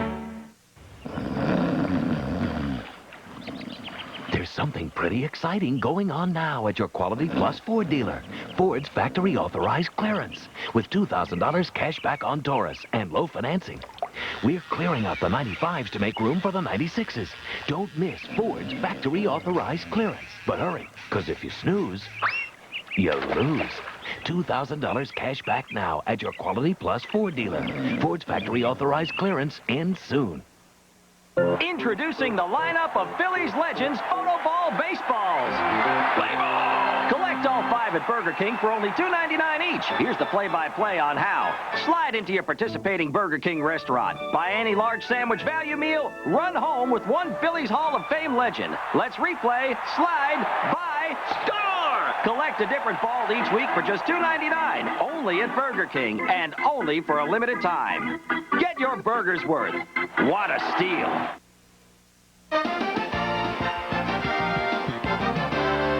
Phillies baseball has been brought to you by Budweiser, the king of beers, who remind you friends know when to say when. By the Yellow Pages, 9 out of 10 people use the genuine Bell Atlantic Yellow Pages. By Mellon PSFS, the official bank of the Phillies, featuring full-service evening and 7-day banking. By the Pennsylvania Daily Lottery, don't forget to play. Proceeds benefit older Pennsylvanians. By Texaco Clean System 3 gasolines. Add more life to your car. Take it to the star. And by Independence Blue Cross and Pennsylvania Blue Shield for 57 years. The health insurance company you can lean on. 4th inning, there were 9 hits in the inning. Mickey Mordini had 2 of them. His second one of the inning. Plates a run.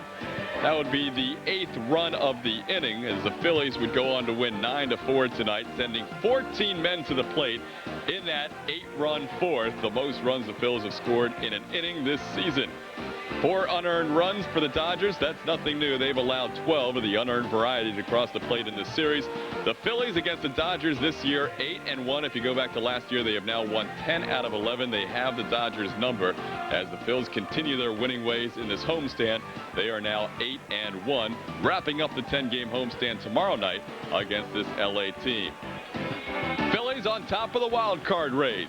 The team they share it with, Colorado. The team 1 game behind Houston. They may share it with the Dodgers at the end of the night. Houston's in town when the Phillies come back to town. September 9th, that's our next telecast, 7 o'clock. Larry Rosen Game Time pregame show comes your way at 6:30. For Larry Rosen, Chris Wheeler, and the rest of the Prism crew, I am Todd Callis. We will see you when the Phils return, and hopefully they'll still be on top of that list.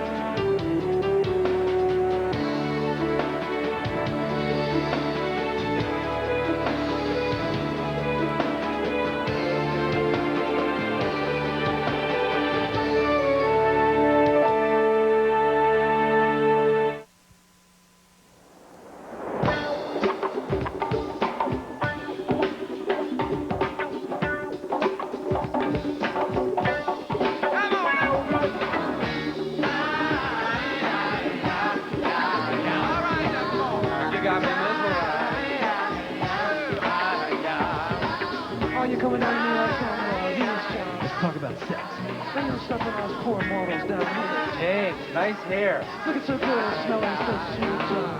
Like that flower they sold at on Covent Garden on maybe Flint Street. Exotique, but not a Western groove. My best and oldest and dearest friends. Like a Buddhist temple. Johnny Oates. That's that name. How you doing? Glad to be here in Glasgow.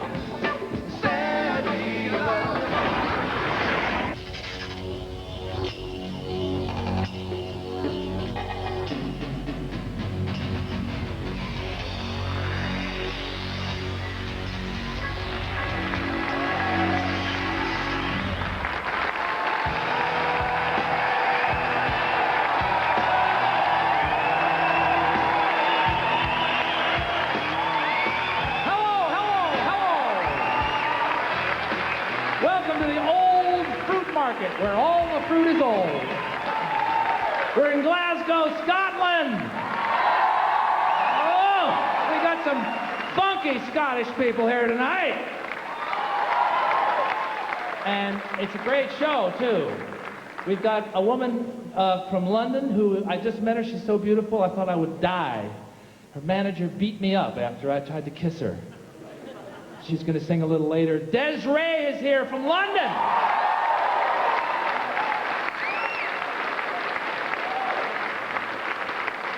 You know, one of the themes of tonight's thing is how good looking everybody is. I had a little plastic surgery this afternoon just to kind of get up to snuff, so to speak. There's a guy who's going to come on a little later who's got the best hair in rock and roll, among other things, and one of the great voices. And he writes real good, too, and he's got such great hair, I'm going to wear my hat when I introduce him. Daryl Hall is here.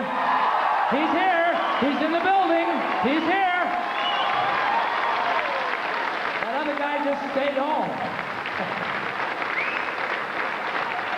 And you're here. Give yourselves a hand. Right? All right. Let's talk about sex. Monitor. There it is. She was trying to get him to talk to her while they were doing the deed. He said, baby, I'm the strong and the silent type. She said, that's not what I need. Please do not speak softly, she said, when carrying your stick. He said, action can speak louder. She said, it don't do the trick. She was all over him in the AM. He said, baby, you don't understand. Just about once a night, I'm all right. But I'm not much of a morning man. I'm not quite awake yet. I could use a cup. She said, how about a loving spoonful, darling? That might get you up.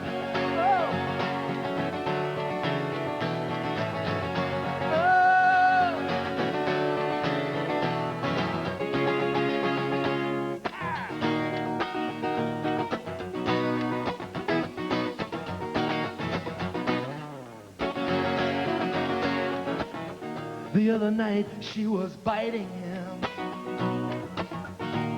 while they were doing it in the dark.